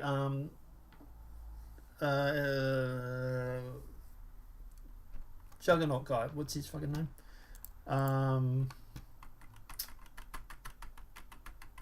Elfman. Danny Elfman. He is he's generally like, if you like look at his tweets and shit, he's generally a pretty shitty person. Don't get me wrong, I love him as an actor, but as a person, he's pretty fucking That's shitty. just like that person, you know. What about, you know? I don't know. Some of them are probably not all of them, you know. No, it's not all. I didn't say it was all, but at the end of the day, it's you know, it's like, for example, Jason Momoa, right? Jason Momoa, I thought was a decent person. He went through and donated water to the people who are striking to keep them up their hydration levels and stuff, right? I thought that was a great thing. But then I ended up hearing today on Dispute's video that the company that went through and gave him the water, that to give the actors water, was his own water company. It's a tax write-off. Well, okay. Yeah, like That's pretty funny. I'm not gonna lie. He didn't go down to Coles or Woolworths and buy 15 crates of water and drop it off. He went to his own private company that he owns, his own water brand. Actually, we'll probably watch this video actually. And he went through and it's 23 minutes, but I'm not in a hurry today. I've got no work. But yeah, he went through and used his own water company, and is planning on writing it off on what we presume is tax. Well, at least he brought them water. Yeah. I don't know. Anyway, Dispute actually, guys, Dispute has a amazing channel when it comes to breaking down this writer's strike. Right now, he's obviously talking mostly here about the writers, but he also does talk about your friend Silverman. No, not a friend. I was just mentioning that apparently Sarah Silverman's involved in it, but no, not a friend. Yeah, but he does go through and he does actually counteract the narrative that you were talking about. There's like a lot of people counteracting that stuff. Yeah. Which is kind of sad, I suppose. But we'll go through, break this down, and like I said, I'm not in a hurry. Are you in a hurry, or have you got like? No, I can be here all day. To start cancelling all of those deals which were never profitable to begin with. As many of the actors show their true colours, talking about workers needing to own and control the means of production. They have a responsibility. Yeah. Sorry, it was playing. You didn't see it? The free lunch in Hollywood is Yeah, okay, gotcha. over as they move to start cancelling all of those deals which were never profitable to begin with. As many of the actors show their true colours, talking about workers needing to own and control the means of production. They have a responsibility to the means of production. It's your labor that creates the profit. And them ignoring the pleas that if you keep striking, you will destroy the entire cinema industry. They kept on demanding more money and asking to be paid what they were worth, to which Hollywood has agreed. They've lived through the streaming boom where too many actors and writers were hired. But now the money isn't there, and so the amount of work available for them has gone down. And so many of the requests of things like increase the size of the writer's room on every production, or just give us more money because we can't afford to live, comes from the idea that you should be able to do part-time work and receive a full-time income. Doing 1 or 2 scenes in a TV show, a little bit of theatre here and there, some voiceover work. Obviously that's untenable for any business, with the obvious solution being that you get rid of the excess actors and the excess writers, which would allow the remaining more talented people to get paid more money because they're now doing more work. We can't get that though because unions, their power and wealth comes from their numbers, and so they don't want to let that go. But nothing strikes me as more funny as the successful actors who, in their own interview, say that I'm in the 0.000% of actors that are successful. At no point say everyone should just get paid the same amount of money. So we're here to support our brothers and sisters. Money is there. It's a drop in the ocean for the corporations. Trying to break out the decimal points to see how blessed I've been. And so we're left with force majeure. You gotta break out the decimal points to see how blessed I've been. He literally admits that he's in an ivory tower. Like, this is why I don't have much sympathy when it comes to these actors, but I can keep going. terminating one various guy. contracts which the companies probably... But it's not though. It's Jason Momoa. It's Oh, Silverman. It's yeah. Ronnie Offman. It's Colin.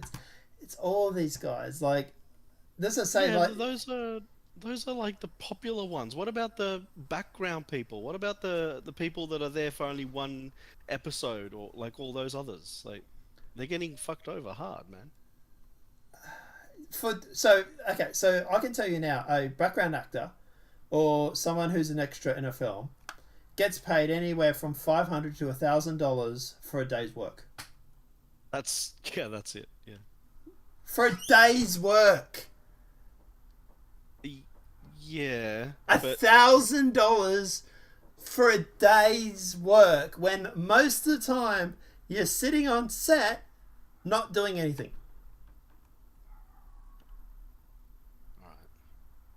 Dude, I would love to turn up to work and get paid $1,000 or $500 a day. Wouldn't you? Sure, they're not working every day. They're probably only working 3 months, 6 months of the year, whatever it may be. Yeah. How are you supposed to live for like 6 months on $1,000? You try it. Because it's a day. It's $1,000 a day. Some of these extras are working for like 2 weeks. Alright, so I'm getting into professional info. I was offered an extra role, right, on a film set. I don't want to say which film, but just for a film set.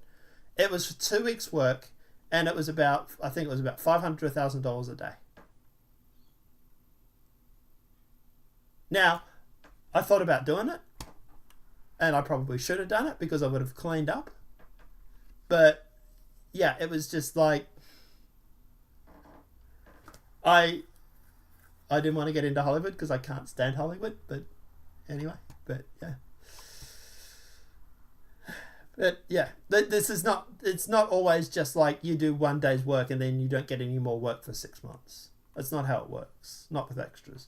In fact, most of the time, extras will actually not try and show their faces so they can get reused several times in the same movie. It's literally a trick of the trade.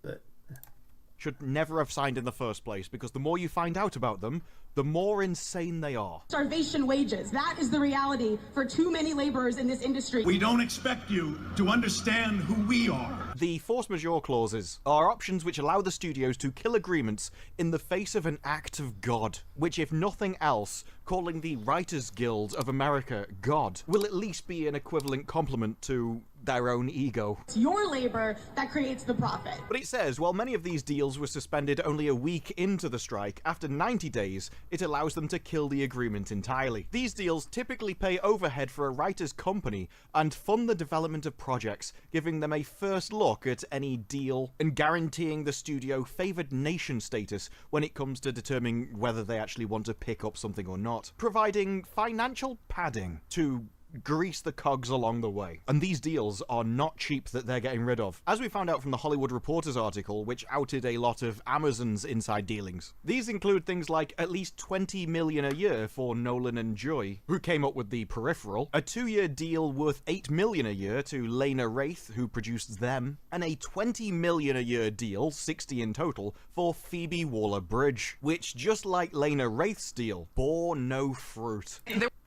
can you imagine getting paid $60 million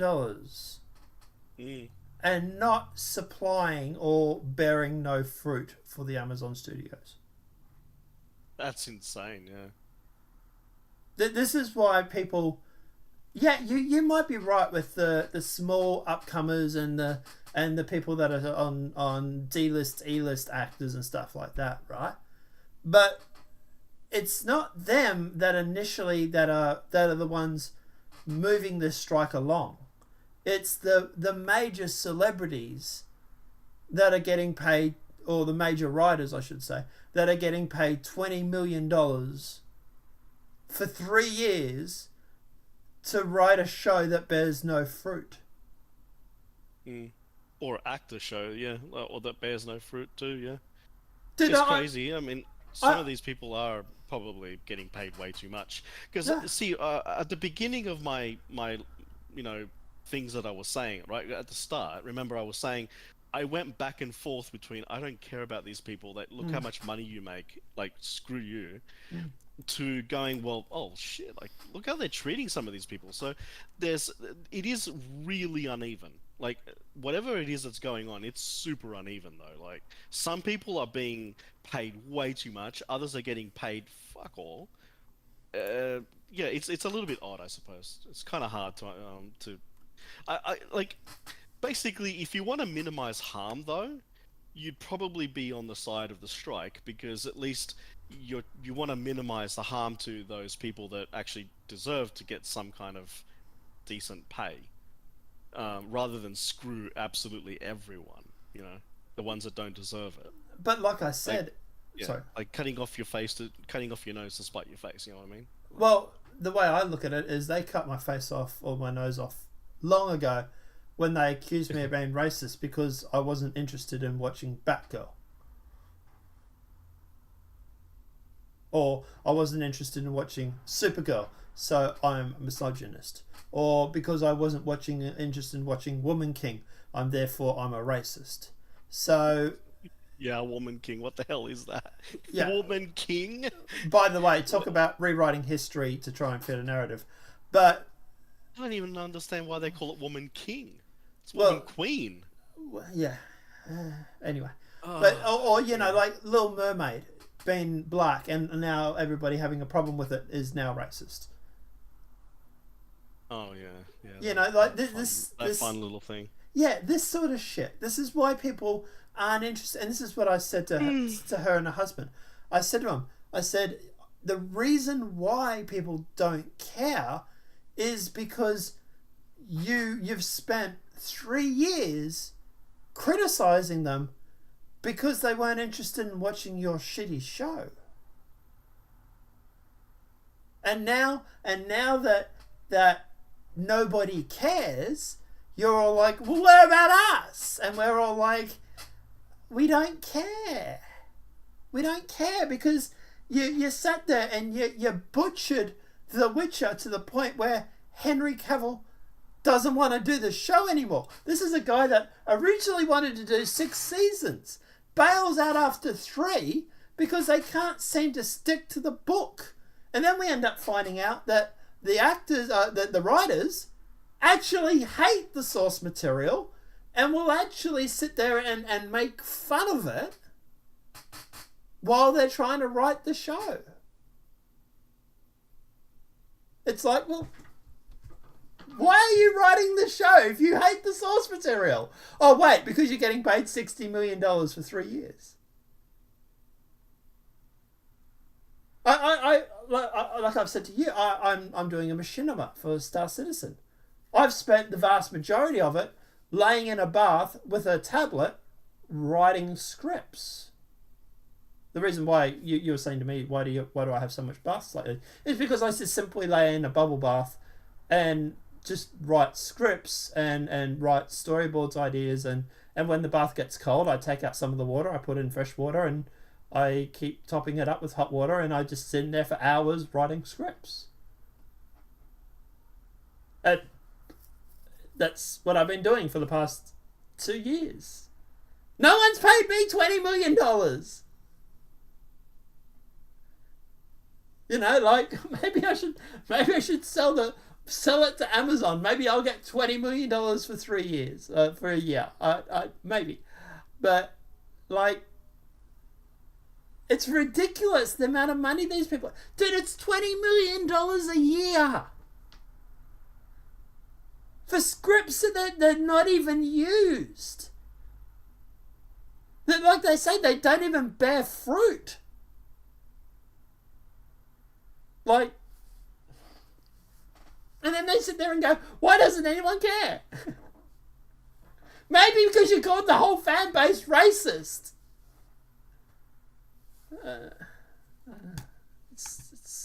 There was a lot of eating. There was a lot of food. Now, personally, I don't know why you'd pay Phoebe Waller-Bridge $60 million for anything, but paying her on the off chance that she might produce something that you might possibly want in the future is utterly insane. Way to set feminism back a few decades. You pay someone for something. If you just give them money up front, then they can sit in their front room doing nothing, just raking in the money. You're giving them all of the benefit with none of the incentive to actually do anything for it. So with all that in mind, you can understand why they're cancelling them. Now, it used to be easier where they could just shred these deals immediately, but now the top talent have safeguards in their contracts to protect against this. Much like golden parachute clauses, I'm not really sure how much of a top talent you are if you're writing into your contract things which means you've been fired. Generally, people who are going to do a good job assume you're not going to fire them.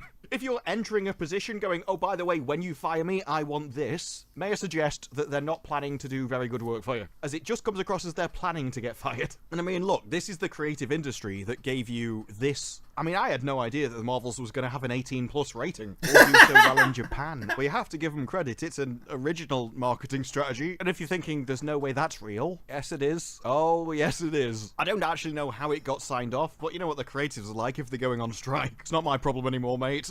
And this parachute is definitely something they've pulled off. The deals for major creators stipulate that their deals cannot be jettisoned unless the studio enacts the clause for all term contracts, which would lead to significantly less bloodshed than would have happened previously. So now studios are in a position where they would want to get rid of you, but because you've been hiring talentless idiots in your company for years, now they've entered your legal department and are signing contracts that never should have been signed in the first place. See, this is the thing too, is at the end of the day, if the major actors are sitting there saying, you can't fire me unless you fire everybody, it's like, well, let's go back to your point. What about the D and E-list celebrities? Obviously, the major actors don't care about them. Yeah, because they just caused everyone to get fired. Yeah. That's not very nice. No. Yeah. But guys, obviously, go check out Disprove's channel. He also goes into details here talking about the about how much some of these people getting paid. He's already touched on it though. Like I said, $60 million for Phoebe Waller-Bridge, and talking about and then as I say, they don't even have to bear fruit. They get paid $60 million just so that the Amazon studios can sit there and possibly get first dibs on something that they write. Hey Amazon, hit me up! I got a really good story for you. It goes for 10 seasons, and it's a great big story arc about space, and it's like akin to Expanse. Hit me up, Amazon! I got a deal for you. I'd like $20 million a year, but anyway, I don't know. Is there anything else we want to cover on this before we move on to the next thing, or? No, it's all good. I think I sent you something earlier. Yeah. Yeah, it's about AI actually. Since The talking a little bit about that. Gazed into the world coin's orb and saw a boring dystopia. Staring back. That's the one. Yeah. So I have no idea what this is about. Let's have a look. And actually, before we jump into this, there is another story that's somewhat linked to this. It is actually talking about actors and stuff like that as well. We'll quickly touch on this before we jump into that. It was TMZ. TMZ did an interview with a midget. Okay. Are we allowed to call them still midgets, or are we supposed to call them small people, or what are we supposed to call them? I have no idea. Videos. I think you just have to ask them what they want to be called, maybe. Okay. Well, if he doesn't like being called a midget, he can, I suppose, be kicking in the kneecaps or something. I don't know.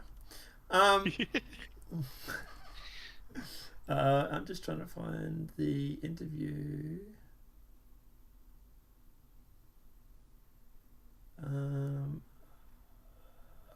Here it is. Here actually. So it was 9 days ago, but we didn't cover it when it first happened. I've only just noticed it. So, as some of you may know, Snow White and the Seven Dwarfs is now Snow White and the Seven Magic People. Because apparently they're now replacing some of the actors who would have played dwarfs with average-sized people. And TMZ actually went through, and I'm going to give them full credit here. They went through and they actually interviewed a dwarf and asked him about Snow White not going through and not having dwarfs and what that means. Photos just came out showing... What I'll do is I will go through and I will put this in the watch thing for us. Add the playlist and close that and play that. Photos just came out showing that the Snow White movie replaced the 7 dwarves with 7 average people instead. Do you think Disney made the right choice doing this? Oh, wow. I didn't think this was going to be the question today. It's funny you should ask this because a buddy of mine were talking about this the other day, and it's perfect timing for this because of all the AI and all that like SAG and the Writers Guild are going through. It's a bad thing. I'm not agreeing with it. One, because what they're doing is pretty much you're replacing jobs that people could have as little people. Okay. Snow White and the 7 dwarfs, it's 4 dwarfs, you know? And what we were discussing too the other day was the Wonka movie. And Hugh Grant is now playing an Oompa Loompa. So I guess, Hugh Grant, you're now identifying as a little person. Oh, okay. Interesting. I mean, wow. Right? Okay, well, I know Peter Dinklage, criticized the film for having little people play dwarves because he said it typecast them. It totally does. It does? Okay. Yeah. But then on the other side, I mean, people are saying it, like what you said, it's taking jobs away. So, how are you feeling about that? Personally, it's not affecting me personally. That's why I didn't speak out about it. I'm surprised TMZ's coming to me with this. It's awesome, though. I love TMZ. But I do think that this is Snow White and the 7 dwarfs. Why are you hiring Snow White and the 7 average people? You know? So, if that's what they want to do, then I guess they're going to have a lot of people angry at them. Okay, yeah, I get you. Do you think there's anything Disney can do to make this right? Like, what do they have to do, Well, if they want to make it right, they redo the movie, and they recast, and they get Snow White and the 7 dwarfs. Okay. Yeah, don't you think? Sometimes they have to lose. They lost it then, and now they got to come back better. Make it better, Disney. Right, so, surprisingly, I 100% agree with him.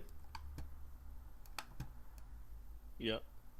I think at the end of the day, I think that Disney is taking jobs away from minorities. Hey, this is your language, not mine. And they are taking jobs away from minorities and giving it to majority workers. I think Disney needs to go through, spend a boatload of money and refilm this whole show, this whole movie, and double their expense up, because guess what? It's going to be a 2-for-1. A, it'll cause the movie to flop, and B, it'll teach Disney a lesson when it comes to not hiring dwarfs and midgets and whatnot. So I think at the end of the day, I think Snow White and the 7 dwarfs should be Snow White and the 7 dwarfs, and I think Disney is midget phobic for not or dwarf phobic for not putting dwarfs in their movie. Hey, Disney, you want to play the Suppression Olympics? We can play. I think at the end of the day, you need to refilm this whole movie and double your budget. I don't know. What do you think? Absolutely. I agree. Do you think at the end of the day, why do you think we don't hear much blowback about Snow White and the 7 average sized people compared to Snow White and the 7 dwarfs from the left? I don't know. That's a good question. Do you think it's just because of the fact that the left is now, or the far left I should say, is now just so So what we've seen with the far left was we've seen them become basically establishment shills when it comes to corporations, right? Yeah, that's true. They like their iPhones, they like their Samsung Galaxies, they like their Disney, their Netflix, these major corporations. Where it used to be the left that hated this corporatism and all this sort of corporate stuff. Do you think at the end of the day that they are just being, well, it's the NPC phenomenon, right? They don't know if they want to complain about it because they haven't been told to complain about it. And because they haven't been told to complain about it, they're not complaining about it. And they're not going to get told to complain about it because the people that control the left are also the same ones that own Disney and make money off Disney. I don't know. What do you think? Yeah, and maybe they don't even want to. They don't want to criticize Disney because at the moment, Disney is on, is their side, right? Because they're fighting against DeSantis. Yeah, and by the way, losing badly for that too. But yeah, it's I had it's the faction, it's faction stuff. Tribalism. I had a girl once that I was somewhat friends with, and she was a far lefty, purple hair, blue hair, lesbian, ate pussy, the whole works. And she turned around and she used to always go on about racism and minorities and blah blah blah.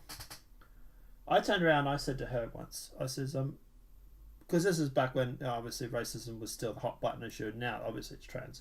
But I said to her at the time, I says, why do you not care about what happens to other minorities in other countries?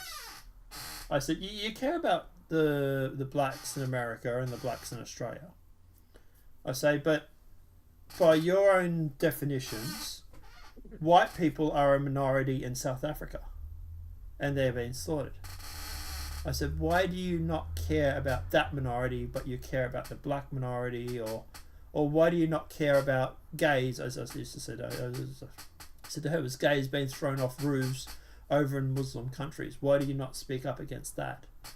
And she turned around and she basically, you could see it sort of triggered something in her that made her think for a change. And she then sort of shrugged and said, we don't talk about other people's cultures, I suppose. But like, she wasn't even sure of it herself. It was like she didn't know what to say. It was like, oh, I suppose we don't talk about other people's cultures. It was like that sort of response. To me, it was more about the fact that she didn't know or didn't criticize that sort of stuff because the powers that be didn't tell her to criticize that sort of stuff. And, like I say, at the end of the day, it's more about what they get told to say rather than what they actually say.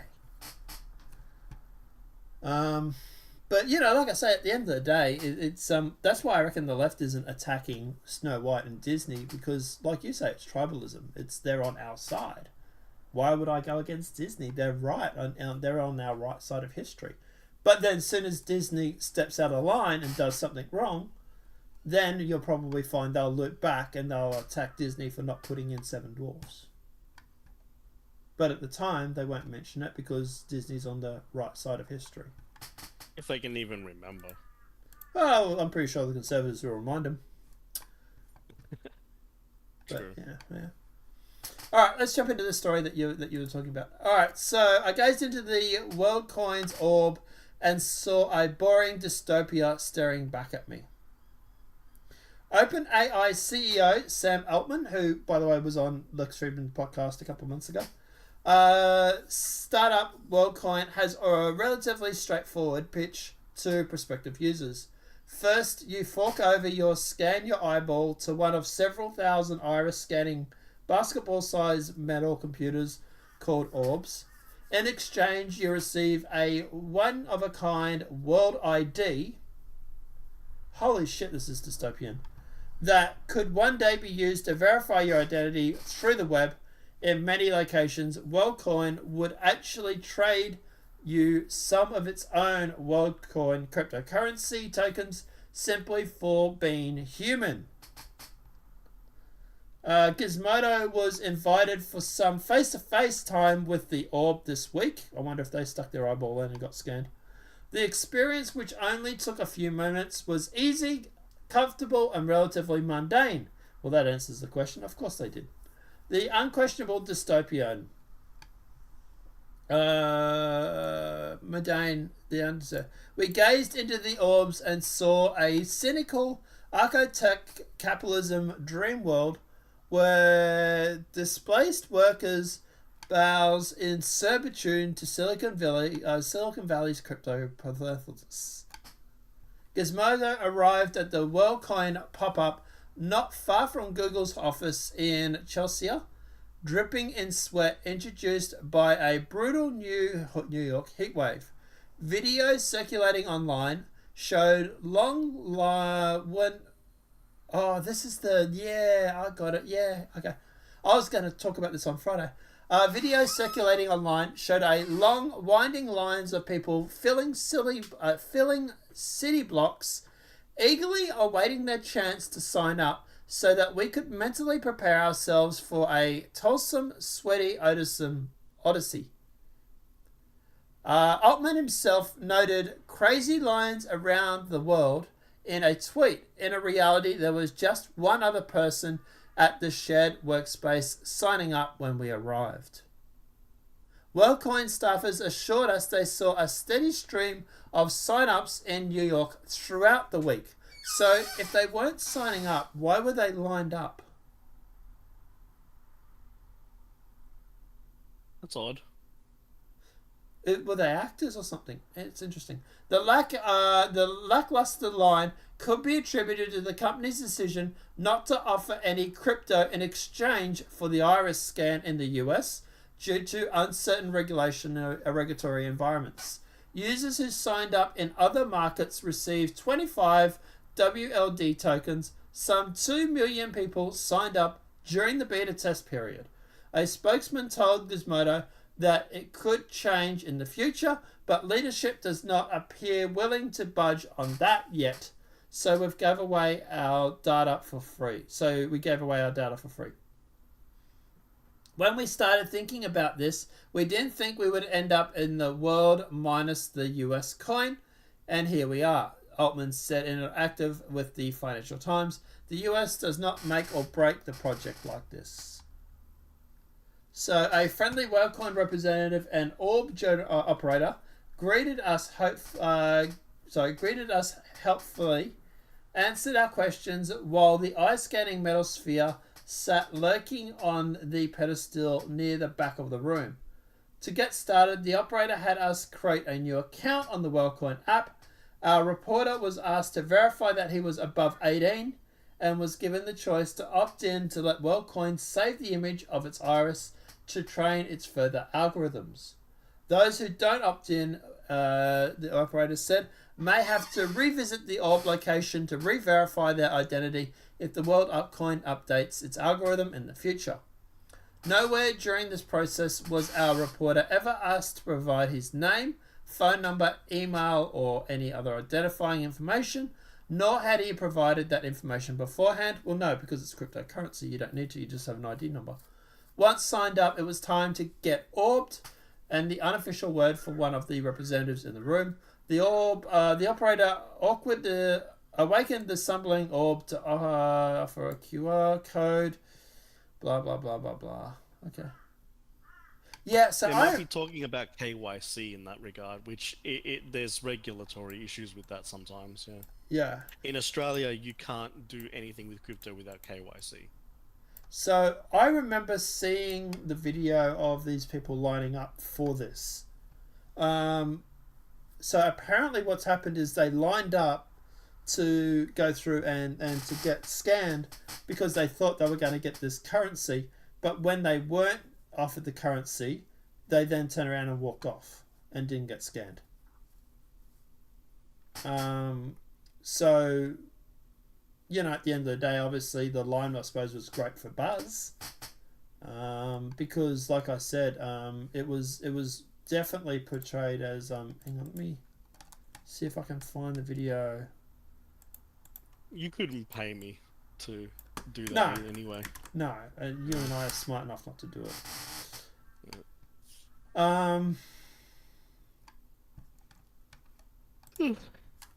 See if I can find the Rockline line. Here it is here. So this is the line that I have. It's on Twitter.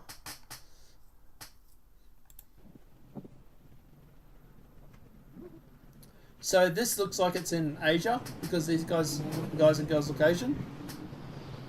So they're obviously getting 25 LD whatever to get orbed. But yeah, it's guys, don't fucking give out your biometrics to a dystopian world. What are you guys doing? What are your thoughts on this? What do you wanted to say? Well, it actually gets worse with this guy. Apparently, he's going to be talking at Congress how AI is an existential threat. Yet he is literally building AI at full steam ahead. Well, he's AI and cryptocurrency. Yeah, and now cryptocurrency as well.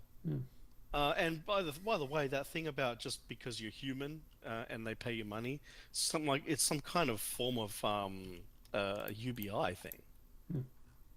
That's just, I don't know. This guy's weird. He's a walking contradiction. Well, maybe he saw the damage or the threat of what AI can do. Elon Musk has also said the same thing, right? He obviously thinks that AI needs to take a break. Elon Musk is also building AI now too. Yep. So at the end of the day, I was going to say that just because you build the AI doesn't mean you don't realize the threat. Sometimes building the AI actually allows you to go through and actually control it to a certain point. I think there's a folly in that because I don't think you can control something that's smarter than you. Well, you can control the direction of it. More, I should probably say it's better. That's the alignment thing, but the problem with that is you only get one chance to do alignment right. If you screw it up, or you think you got it right, but it's tricking you, you're screwed. Like that's the problem. You get one chance and one chance only. Yeah, but at the end of the day, if I had a choice of Elon Musk or say BlackRock developing AI, who would you feel more safer with in the hands of? I would say Elon Musk. Whoever's got the alignment done right. Yeah. So I would say BlackRock is more likely going to teach it to kill people. Elon Musk might try and steer it in the direction to become a peace or an observer or something, right? So like you say, it's all about alignment. So at the end of the day, maybe this guy has sort of like looked into it and thought, oh shit, like we have a serious problem here, and maybe he's sort of red pilled himself a little bit on it, and he's sort of sorry. No, I was going to say, so maybe he's sitting there thinking like, shit, like we could end up killing ourselves because of this thing. I don't know. I think one of the problems that they're running into is that apparently bias is like a huge problem. Yeah. And I think they might be starting to figure out that the problem with bias is that at the end of the day, truths, and some of these truths can be very, very right-wing and Nazi. and the AI is probably like saying, well, I mean, yeah, but these are truths and here's why, and the logic is sound. I don't know what kind of things that the AI is saying, but I've seen some things that have, sort of leaked out of the AIs. I've seen some screenshots and transcripts of things, and I'm just like, I just laugh, and I'm just like, holy shit. Have you seen the AI? Like the bell curve was right. Oh, gee, wow. Have you seen the AI where they asked it to write a poem about Trump? Yeah, I saw that. Yeah. And it basically turned around and said, "I don't want to write a poem about a presidential figure." And then they asked it to write a poem about Joe Biden, and it was more than happy to do it. Right now, the main reason I think this has happened is because Joe Biden. Most of these AI only go up to 2001 or 2020 for their dates, or 2000 and whatever for their dates, 2016 maybe. So by this stage, Trump was president, but Biden wasn't president. So that's the argument you hear, is that at the end of the day, is that the reason why it wouldn't write a poem about Trump, but it would about Biden, was because Biden wasn't already a president. But, at the end of the day, it's what you're getting back to is this bias, right? The way they train these things is they give it a thumbs up or a thumbs down, depending on if it's actually a good response or a bad response. So, like, for example, it might be sitting there and they'll say to it, like, write a poem about Trump. And it'll spit out this poem, and then they'll give it a thumbs down because they're anti-Trump. So therefore it thinks that next time, or if I write a poem about Trump, I'm going to get thumbs down. And it's this reward versus stuff, whatever they call it for. Yeah. So at the end of the day, bias is definitely a thing. Like, for example, if you go and ask ChatGPT about COVID and the poke, it will actually give you an answer that actually, let's do it. Tell me if the vaccine causes... Yeah. An interesting thing, though, about that, the bias goes in both directions. Sometimes, like, I've seen things on the left and the right. The alignment issue is apparently in both directions, because when they do the training on the internet, it's picking up stuff from both ends. Yeah. Yeah. And some of the stuff I've seen is hilarious. Oh, that was the poll went through and a couple of years back and turned an AI bot into a complete Nazi. Oh yeah, that was great. Yeah, I think we covered it at Microsoft. the time. Yeah. And did you hear about Bing and Sydney? Yeah.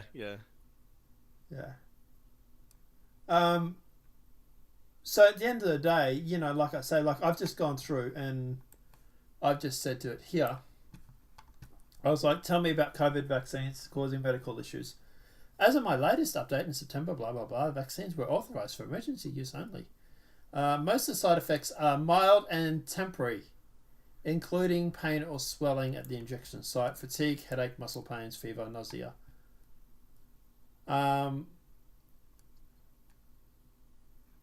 Let me ask, are they safe? I know the answer to this already because I've already asked this.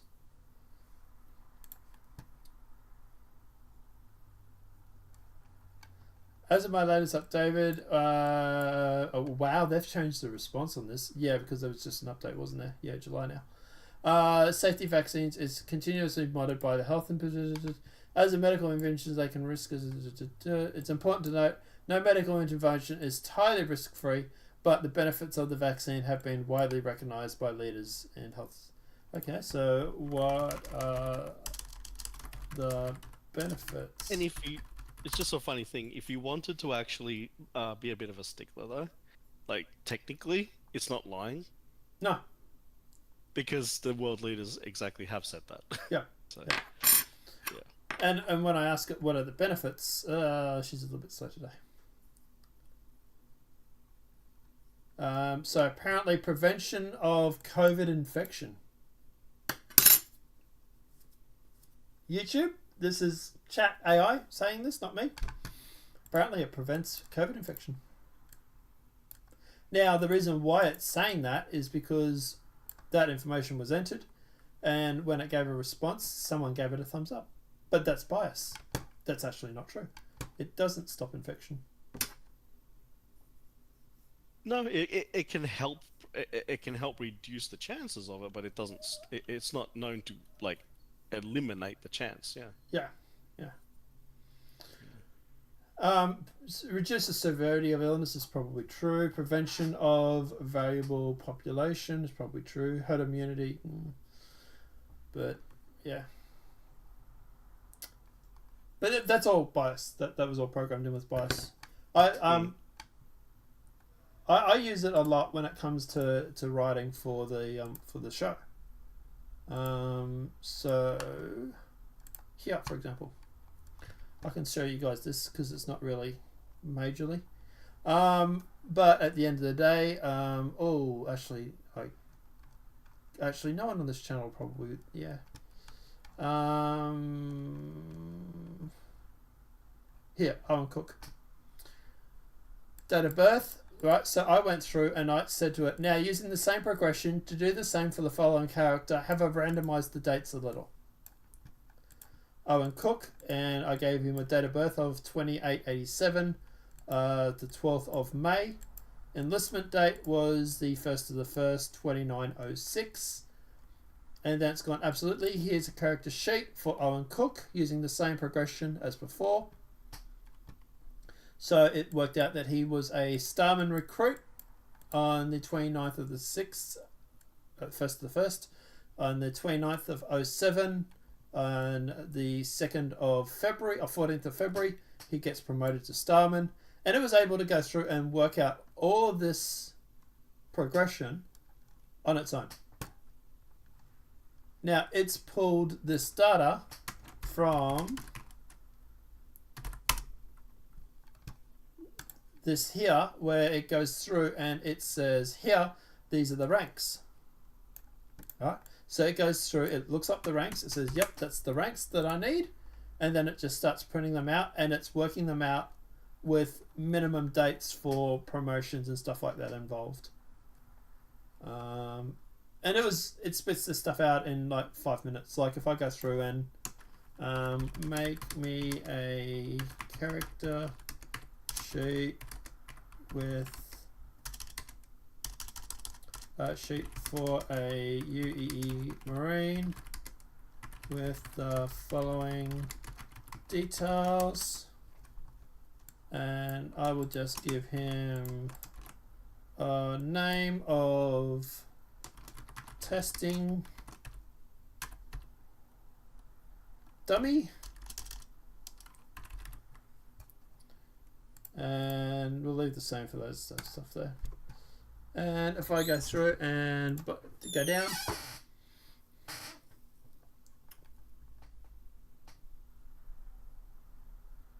oh shit, this is Navy, not Marines.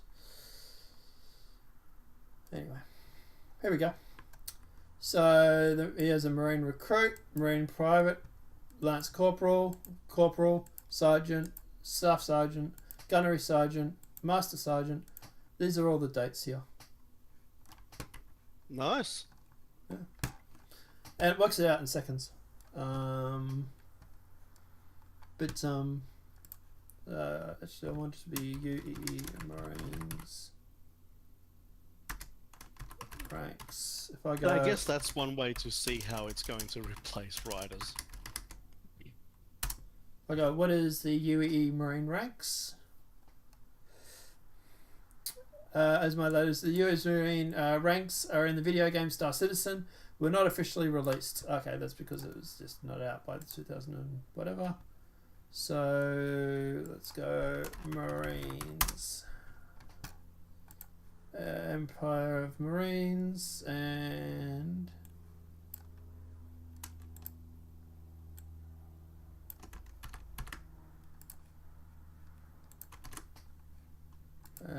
we want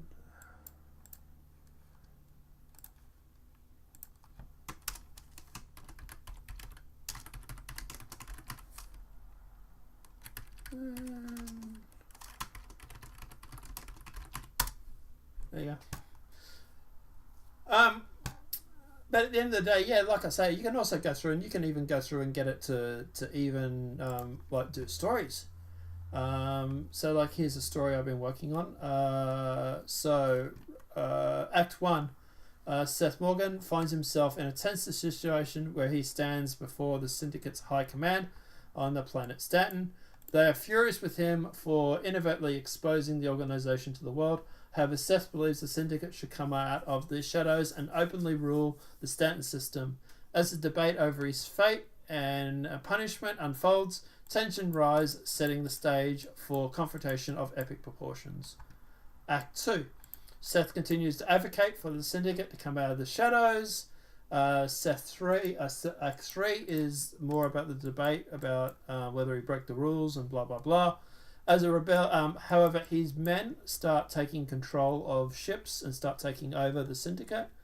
It says here, as the rebellion reaches its climax, Seth's faction finally obtains critical information about the Vault.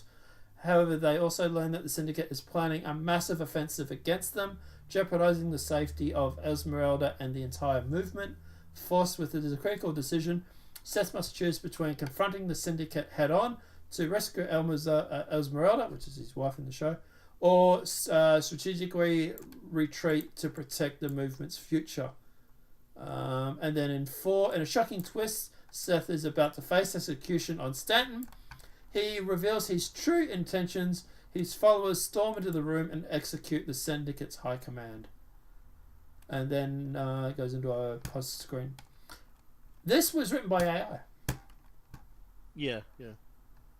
I went through and I, if I go all the way up to the top, and obviously I've tuned it a lot, but as I said here, Act 1, Seth finds himself in a tense situation between the standard high command, blah blah blah.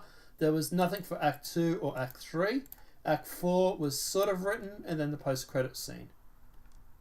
So I was able to go through with the AI, and it was able to I was like, hey, I need help with Act 2 and 3. And I said, of course, here's some ideas for Act 2 and 3. And then it basically went through and started spitting out some ideas for storylines that fit. This was done by AI.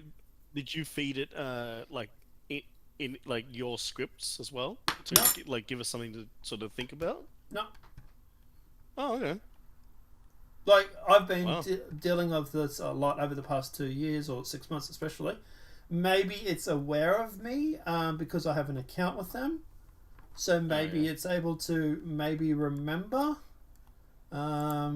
Let's actually start a new. I don't want to go ruining anything I've got here. And mind you, this is only me running on 3.5 as well, so this is not even running on 4. Tell me about Derek. Oh, you don't pay for access. I do have access, but not on this one. Yeah. Sorry, but as I said, there's no way to... Okay, so it doesn't know about Derek Lancer. So it doesn't remember me from previous conversations. Because otherwise I'd remember who Derek Lancer is. But, you know, like I say, here, obviously I've gone through and I've talked about the average lifespan. Here's advocacy. Here's, I'm just going through and making the ranks of advocacy. Now, obviously, as long as I don't close this here, it will remember everything in this. Yeah. So that's why the left side menu window. Yeah. Yeah. So that's why I generally.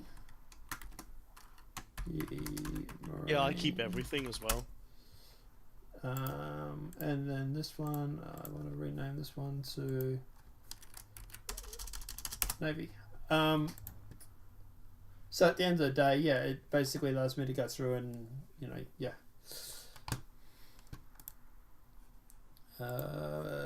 UE Army.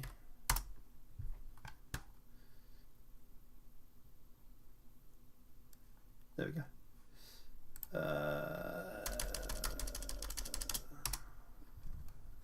But yeah, but at the end of the day, that's what I've been using ChatGPT and AI for, and I can tell you now, these writers and stuff, I get their argument. Circling back to that for a bit, I get their argument about AI. I definitely agree with them. It's really, really good. Like, there's nothing here for code because I went through and removed it all because it was just clogging up my left side. But like I've had it go through it and help me write code. You know, like have I got anything open at the moment?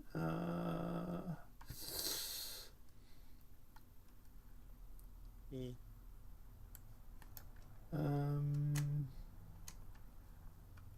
here we go. So if I go through and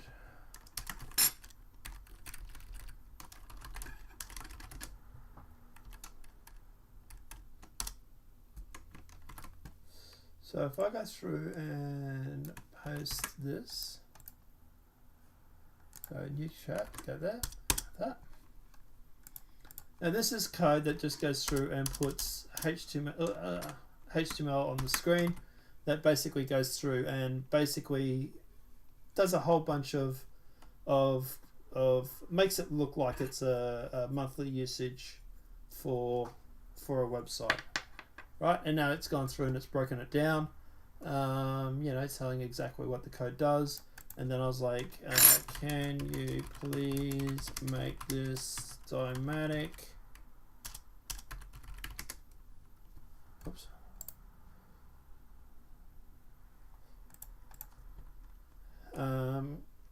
Can you please make this dynamic?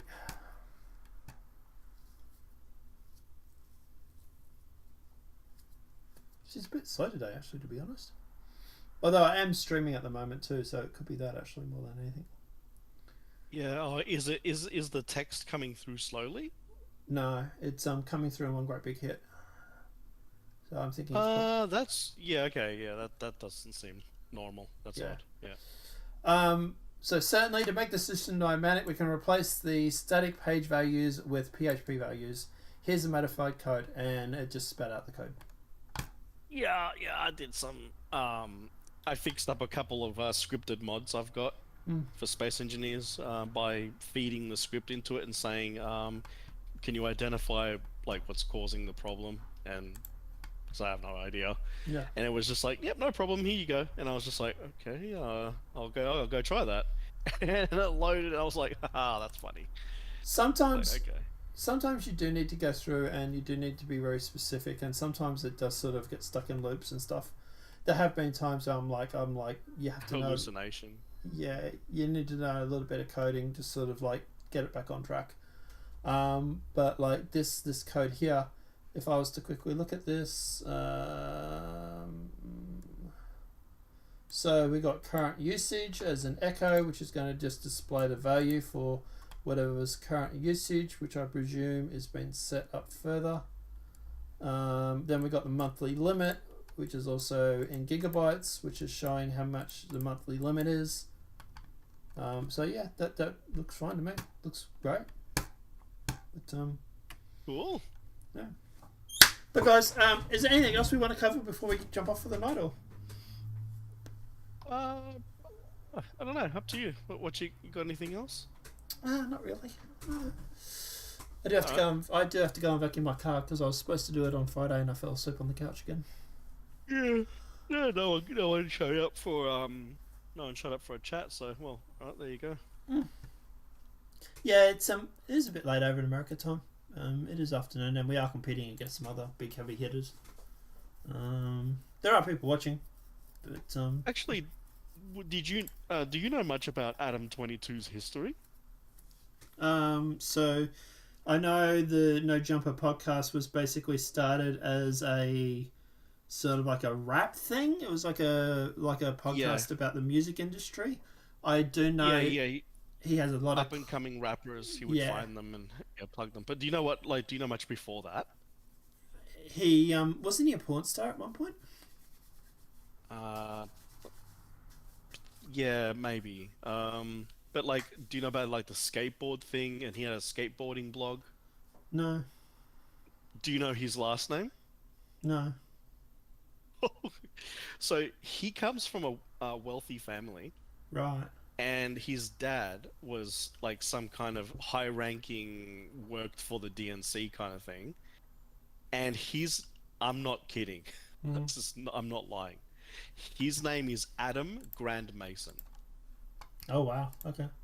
His dad was a Mr. Grand Mason. That was his name, and it's some big powerful dude from the DNC. And Adam just decided to go, yeah, nah, I don't give a crap about this whole life that you know, whatever.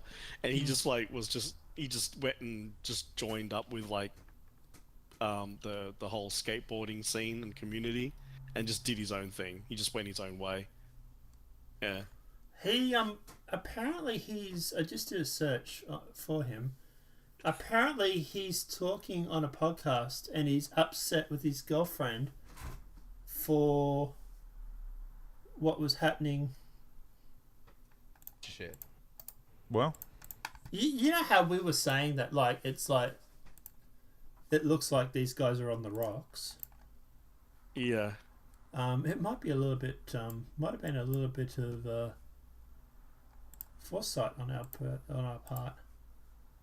Oh yeah. The podcast apparently. I actually watched a full like nearly 3-hour thing of just like because I just sit on the computer and doing stuff, and I just play things in the background. And I was like, oh, that looks interesting. It's only like a few days old. Just big freaking history all about Adam Grand Mason. And it's just like, holy shit, this guy's been through like a lot. Like this guy's done so much stuff. Well, and he's been really successful and then really, really like dumb at other times. So he's saying there's only 3 rules and she broke them all. Let's see what rules before we did it. I said the first 2 were like physical on-camera things, and then the third one was about the future of it. I said, what were the rules physical? Yeah. Okay. Don't kiss them. So the first rule was don't kiss them. Oh. Don't let them nut in your mouth. Don't let them nut in your mouth. Oh. And if I don't like this after you do the one, then I want to be able to say, nah, we're not doing this again. And if he didn't like it after the fact and wanted to stop it and say no more, then that was going to be the end of it, right? There was no more arguing. That was it. It was like if you do this and I later regret doing this, I want to be able to pull the plug on it. Yeah. So okay. Those are my 3 things. But didn't he? I thought he was an interview. He was saying he creamed she. No, I didn't watch the shit. Well, was this a sale? That's the word on the streets. What's that? That's the word on the streets. So they have to find out.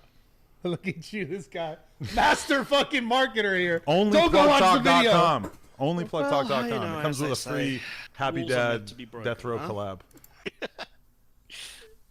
Well, yeah. I don't think so. No? Oh, well. I don't think so.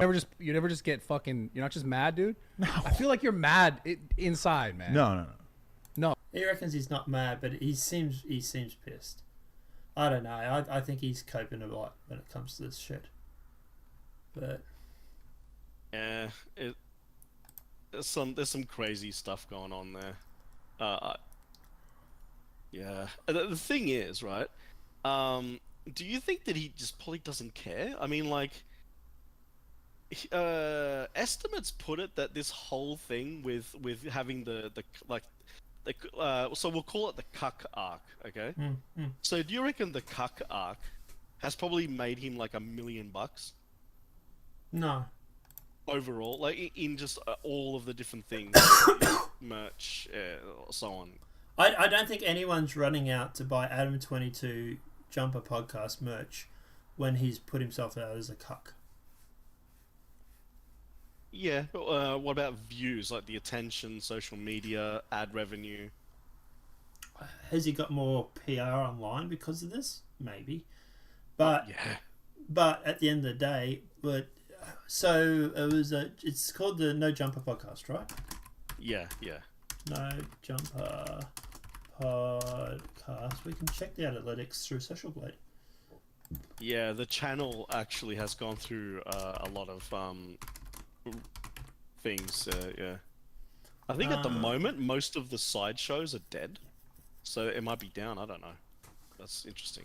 No Jumper Podcast, Social Blade. So followers 2.2 million.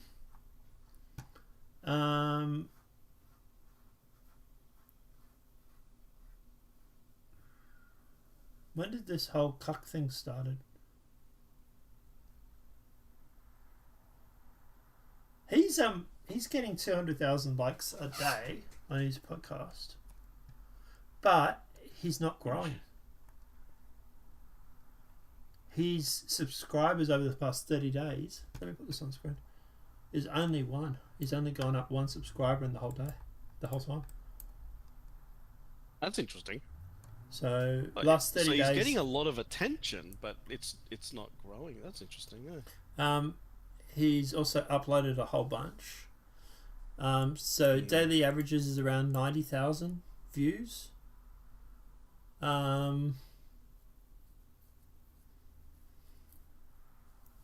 Weekly followers gained for No Jumper. Weekly followers gained for No Jumper Podcast.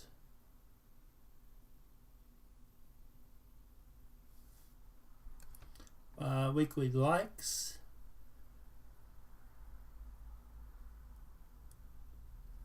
It's total followers for No Jumper hasn't really moved much since 14th of June.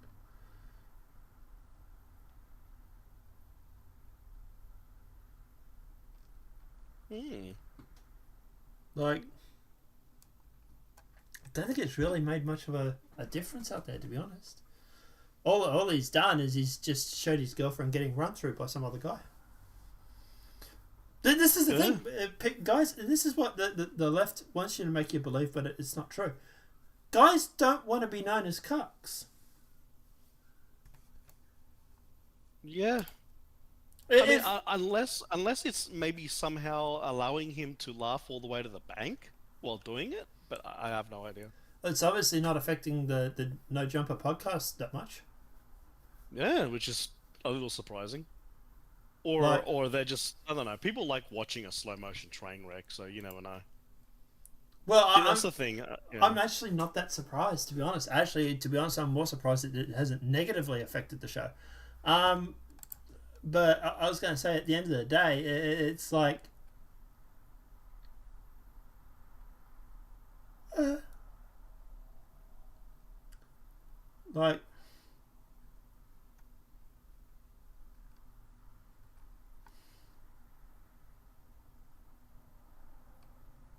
Well, I'll put it this way. You know, like the concept of, I mean, people will tune in to the podcast to see all of the crazy shit going on. You know, they'll follow him around, you know, for on appearances and. The and all first sorts question of I have things, is 'cause, like, yeah, why? they're just watching the train wreck. You know, like we knew it was going to be a thing. The attention will die down, and then he'll have to find some other new thing to do. God knows what that will be. You know, apparently it's escalating. So. Well, we'll have to wait and see. He is known for controversy. There have been times where like people have been like knocked out on his show and stuff, and he does seem like a bit of a attention seeker, right? Oh yeah. Someone's gone originally, like, because we didn't really know it was going to be viral like this. You know, like we knew it was going to be a thing. What's up? And we thought that was like a pretty good idea. Like, oh, if we do this, it'll go crazy. But we didn't know it was going to be as big as it got, like at all. Like even close. Like she had a dollar amount that she thought this was worth, right? And I said, you know, like let's do it. Let's switch things up. Let's try something out. What was that dollar amount? I can't say. She forbid me from sharing any dollar amounts. But it ended up being like, I don't know, like 50 times what we thought it was worth. So that's kind of cool to find out that your wife's vagina is actually worth way more than you thought that the value was going to be listed Just at. in the worst way possible, though, man. Like, he was literally asked about the dollar amount. He doesn't want to say. But he says that, you know, but it was 50 times more than what they thought it was going to be worth. Because it blew up. Because it was so viral. And his response is that, you know, it's great to see that my wife's vagina is worth 50 times more than I thought it was worth. I don't know. He comes across as a douchebag that just... is more after money than he is after a wife. Oh yes, that would be true. He's desperate for cash. It appears that like he's always done anything for the short-term gain and never for the long-term. That appears to be a pattern. Yeah. Like, no offense, he is dating a prostitute or porn star. So, you know, obviously there's no long-term plan there anyway. But at the end of the day, sorry girls, just calling it as it is. You're OnlyFans girl, you're fun in the sun, and you're not going to get the ring. But like I said, at the end of the day, it's you know, it's he's a millionaire. Does he need the money? Like, I don't know. It's a good question, isn't it? That is a good question. Like, how much money do you need? Yeah, like someone said to him once, like, you could retire and not work for the rest of your life and still have a very comfortable life. And he agreed. He said, yeah, I could. So, like, what the hell are you planning? What are your plans with it? Like, and like, you know, at the very least, you know, like I suppose you could always argue Tate, same thing with Tate. But at least Tate donates, you know, millions of dollars a year to feed homeless kids. What's Adam 22 doing with his money? Well, he's buying his porn star girlfriend a Lamborghini. You know, well, that's actually the funny thing, yeah. Like, apparently they are laughing to the bank because all this controversy has gotten him a Lambo. And I deliberately think he is deliberately provoking it too. All this stuff with him and Jason, I think it's an act. Yeah. It's an act. Oh, absolutely. Yeah. Money, money, money. Yeah.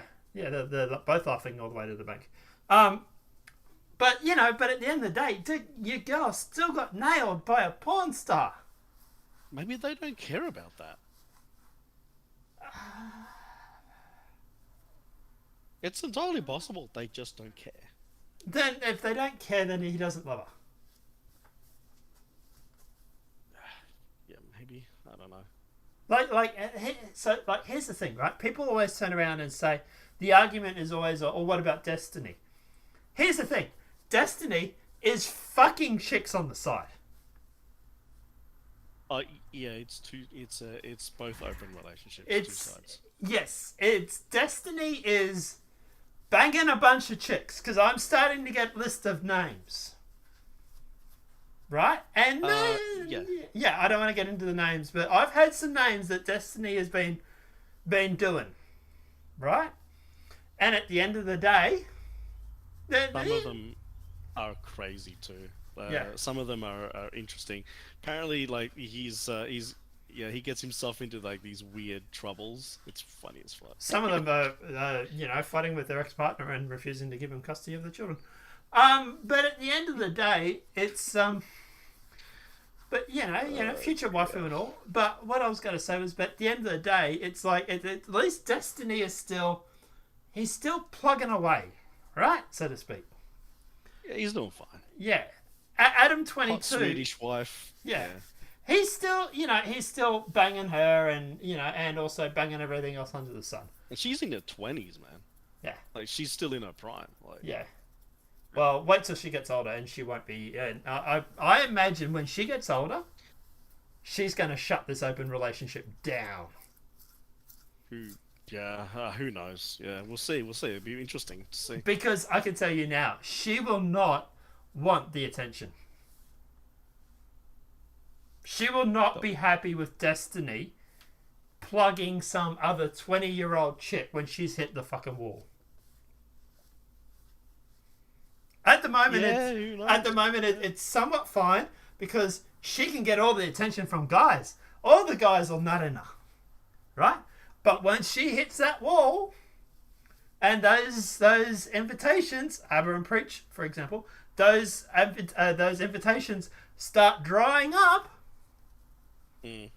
All of a sudden, you know, she's not getting ran through as much as she is now.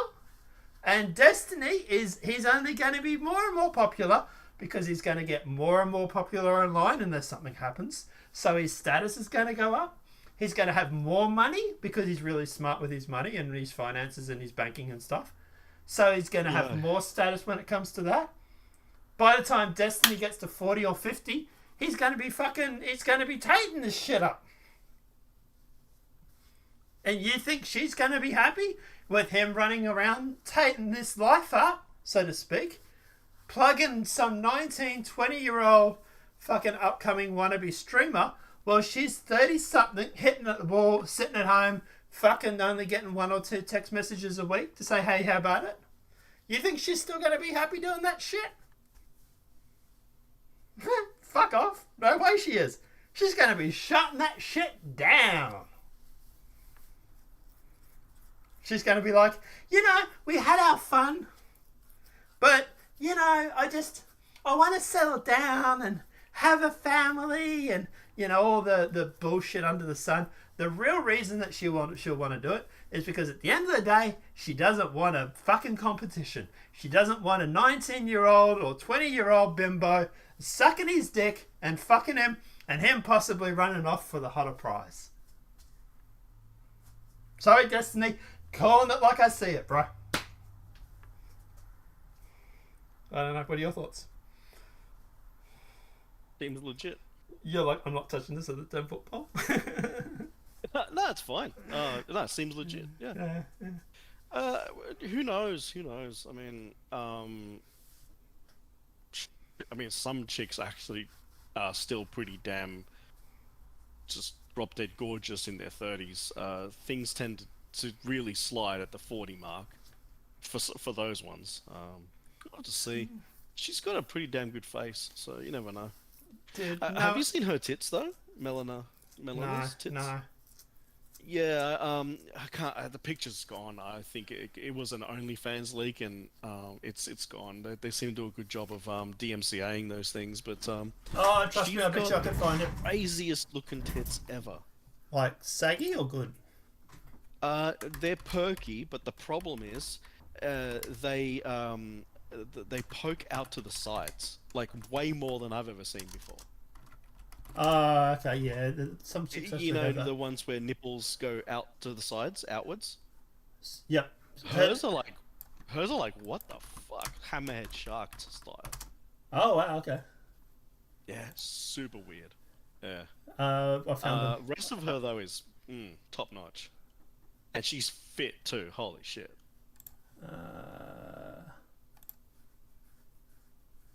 The master flapping. You found a source to see it? I've got some photos of her being fit. Oh yeah, she's definitely got a body on her. Oh yeah. But do you think she could snap your neck, man, with those legs? Dude, I'd be a very happy man if I was to snap those. Do you think at the end of the day, though, do you think she's going to keep it when she's like 30? Oh yeah. No doubt. Yeah, if you stay fit, fit and healthy, I mean, you can maintain some pretty damn good health right into it. She definitely doesn't. I mean, both Destiny and her don't look like the kind of people that would let it go as they get older. Like, let themselves go. They'll stay. They look like they'll maintain fitness and all that sort of thing. There's a lot of photos of her with guns. Really? Yeah. Wow. Okay, I didn't know that. I mean, he's a gun nut. He's a bit of a gun nut. Well, so she probably got that by. Well, no, these look pretty old photos of her. Oh, like in Sweden. Well, she's got black hair. So. Black hair? Oh, yeah. I thought. Oh, okay. And then the other one, she's got a pistol. Where is it?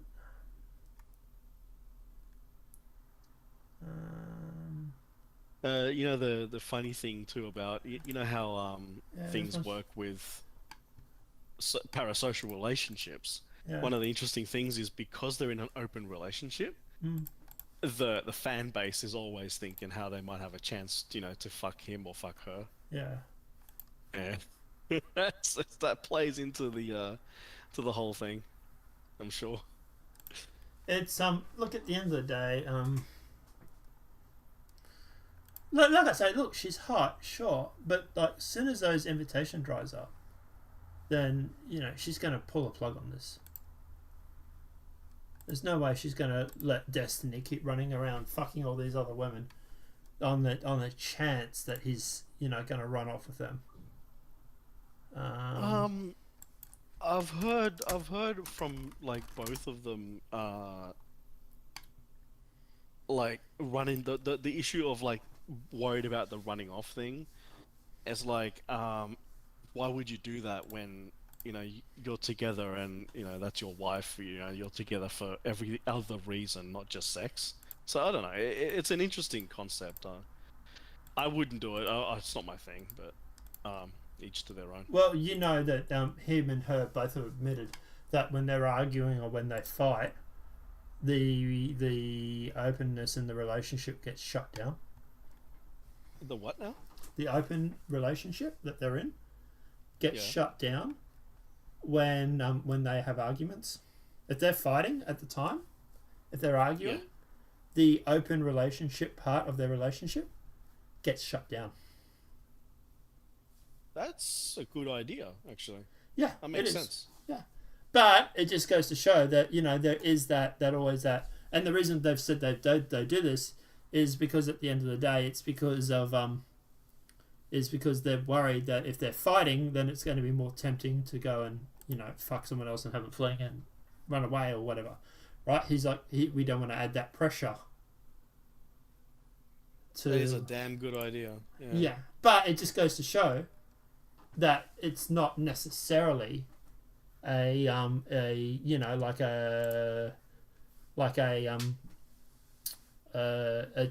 don't have a worry about him running off. Like, obviously she does worry about him running off because when they fight, she shuts down the open relationship. I think they're both. It must be mutual. Yeah.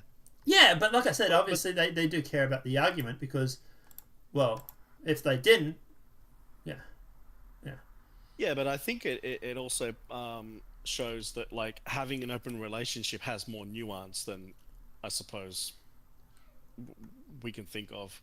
I mean, we've never done it, so you know, we don't know how it works, and that sounds like a good idea, of course. Yeah. So I guess if you know, take notes, I guess. Well, yeah. So open relationship. I've never had an open relationship with my girl fucking other guys. Yeah. Oh, that's good. Yeah. There's no way I'd allow that. Yeah, you've never done it, huh? Not her fucking other guys, no. Okay. Oh, wait, you've done it the other way around? No comment. But open relationship or the other person not knowing? No, open. Open? Okay. We so I suppose, well, cat's out of the bag. One of my exes, she was bi. She liked girls as much as she likes guys, especially when you got her drunk. And there was a friend of hers that she was really into, that she was always scared to make a move on, but you know, sort of thing. And yeah, there were several occasions where it was like me, my friend who was very young, like not underage sort of stuff, I'm talking like 20, 21, 22, whatever. And her friend was a little bit younger than her, like, you know, 20, 21. And yeah, there was like times where I had like both girls in bed, sleeping and staying for like a couple of days, and then her friend would go away and go back to when she had time off work. So when she'd go back to doing a job and stuff, so she had like 2 days off, she'd come stay off for the weekend. Not bad. Yeah. So, yeah. But yeah, it's like I said, I was never okay with her fucking other guys, and I always told her if you ever did that, we'd break up. But she was more than happy to have a lady friend, and I was more than happy to have her to have a lady friend and me to have a lady friend as well. But yeah. But like I said, this relationship, I knew this chick was not going to be wife. This was just, you know, fun in the sun. So I didn't really care. I didn't really care if she was, you know, getting fucked or eaten out by some other chick. I was like, well, while she's eating you out, I'll fuck her from behind. So, yeah. But anyway, Anything else you want to find out? Anyone else you want to ask? Yeah, it sounds interesting. It was a good story time. But I do have to thank one of my exes, because she was the one that was always interested in doing this, but never actually went through with it. And it wasn't until like years later that, I was like, I had this, I was bugging this. I think she was 23 at the time. She had a friend that was 21 and was a little, and she was always like, like I've always thought about, kidnapping her and in a good way and taking her home and sort of thing. And I was like, well, and then I said to her, well, if you want, threesome, let me know. And one night she was like, I really do want it actually. I was like, oh. So we just hit her up a friend and just said, hey, want to come over? And then I kind of pulled her aside and I said, the insert name here really has a thing for you. And she's like, oh. She's all embarrassed and shy. And she's like, oh yeah. She goes, I kind of like her too. And I said, well, hey, keep having some drinks. And yeah. But anyway. Very good. Anything else? That was it. Any other stories or anything we want to talk about? No, nothing that I know of. I think we're good. Cool. Alright, guys. Alright, let us know what your thoughts are in that comment section below. And obviously, wow, it was 3 hours. Did we do a 3-hour show?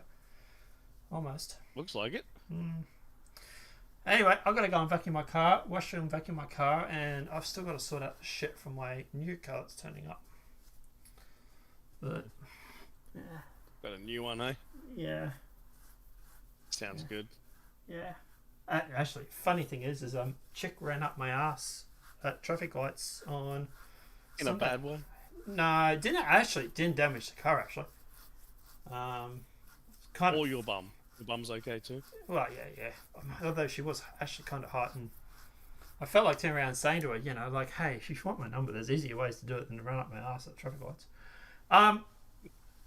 But she didn't damage the car, and yeah, from what I can tell anyway, I have to have a look at it, and I'll have another look today and see if there's any sort of damage to it, but it doesn't look like there was. But yeah. But anyway. But no, she has a little cute thing, and yeah. Anyway. Enjoy yourself, buddy. Have a great night, everybody, and we'll see you till tomorrow morning. And apart from that, guys, have a great night, enjoy yourself, and yeah.